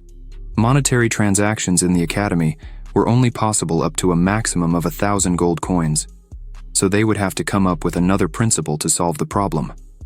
As for them, they were not very successful students, but from what he remembered, they were in the top 10, so their task was to find all the remaining pets and take care of the dormitory. If this was not done, he would deal with them personally. The girl turned to Director Louis and asked if that was the entire punishment. Dom turned to the director with respect and said, "Respected and charming Director Louis, if the animal goes to the dormitory or other places, what should he do if he can't get in there?" The director replied that this was a really good question. The entire school area was temporarily open to him, excluding restricted areas. Dom asked again if there were forbidden places there and where they were. But before he finished, the director was very surprised by something. Dom said it seemed that there were lost pets. They were going ahead in the search. After these words, they closed the doors on the other side. Lewis was surprised by this and told the director that this young man is very clever. Immediately, as soon as he started looking for pets, he realized that in this way, he would achieve his free movement around the academy. The director responded through the digital screen, "Yes, he really should play a crucial role in the main mission. We need to keep him. He should help more in the upcoming missions." He decided to share the second clue with them to confirm his importance. He should not reveal his identity to the skeleton. It must be said that this is just another failed experiment. Reaching the 6th level is very difficult. The director has been following him for a long time. Probably he won't be able to handle it alone. At that moment, the director stopped talking, and Louis realized that he had fallen asleep again and said that he was repeating too frequently, which was confusing the readers.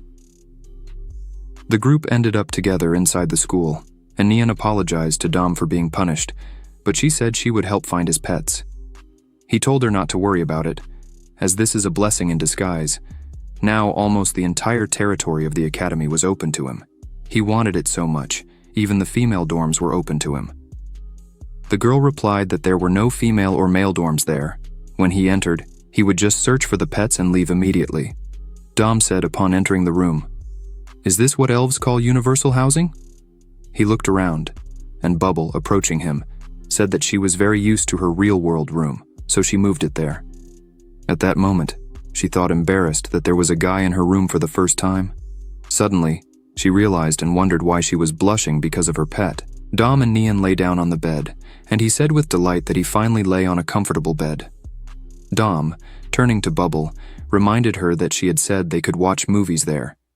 He suggested they choose something together to watch, to take a break and relax.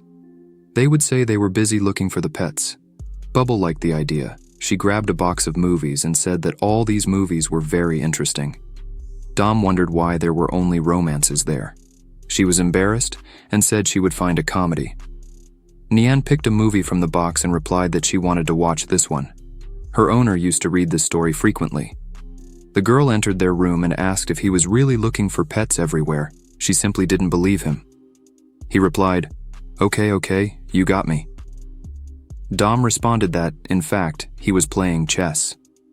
After some time, the girl continued to meet the new guests of the students. The bear and his wife Mang approached her. She greeted them and said she was their personal guide and would now take them on a tour. Mang wondered why she was so lethargic.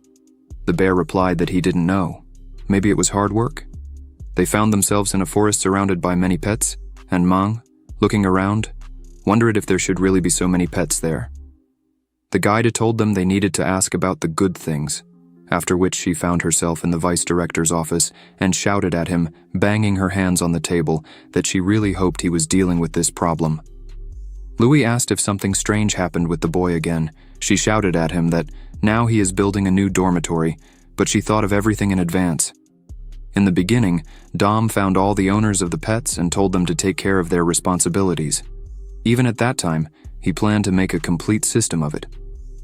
Dom told the owner that their pet had run away and caused a lot of trouble for the academy, and it was quite difficult to catch him.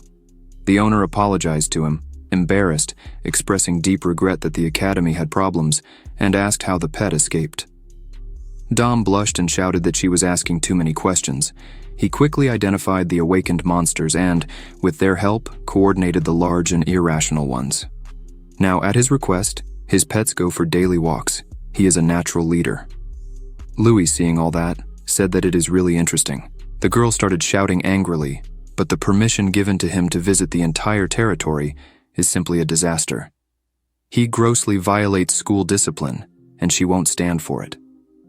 Louis replied that this is something more important for them than discipline, and she will understand it when he explains everything to her, after which he whispered something in her ear. With a frightened look on her face, she shouted back at him, asking if she has to endure him for another 3 years. He replied with a smile that it won't take 3 years. He is sure that Dom will complete the 3 courses much earlier. That time will be difficult for them. The girl replied that at least he took care of the pets. Returning to the bear and his wife, the girl said that they got to know the academy, and for daily arrangements, they need to find an instructor. In everyday life, they would need to find a suitable tutor for studying. They don't have a standardized schedule. They selected tutors for each of them according to their individual characteristics, and would give them recommendations on battle professions before completing the 3 courses. They chose the synthesis of the appearance of man and beast, but they need to clearly separate their consciousness. Their transformation will be more perfect if the monster's appearance is controlled by their own consciousness.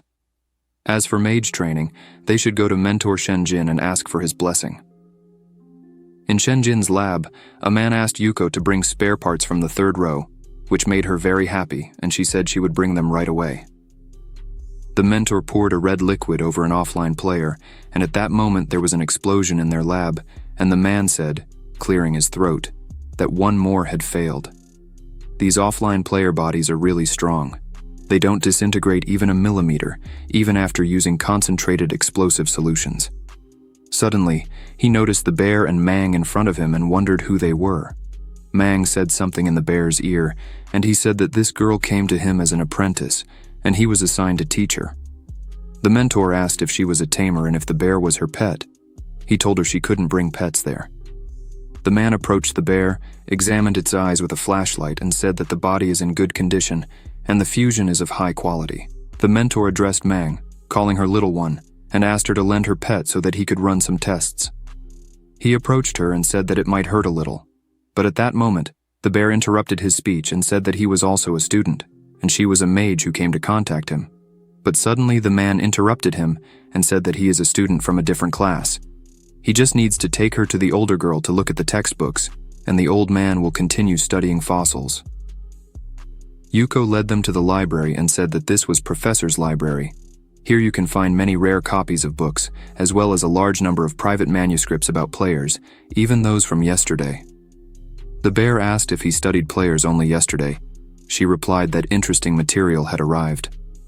This player hasn't been online for 20 years, from the very beginning. If the player doesn't log into the game for 10 years, black and white messengers come for the body, taking it to distant islands.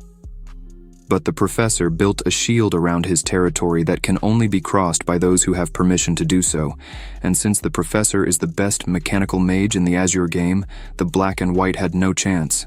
That's why you can see various fossilized players in the academy. Mang told the bear with delight that he should just look at it. All the fundamentals of magic are listed here, and there is even information on methods of influencing the Azure in the real world. She said that this book reminds her of one of those books they have in the laboratory. The bear tells Yuko that he leaves his fiancée to her, and he himself goes in search of his mentor. He left with a piece of paper and said that he remembers that their mentor's pet is also an undead. He was looking for information about him earlier, with a legendary pet that hasn't responded for 100 years. The best of the best, the king of zombies. If you enjoyed this video, subscribe to the channel, hit the bell icon, and like the video. Thank you.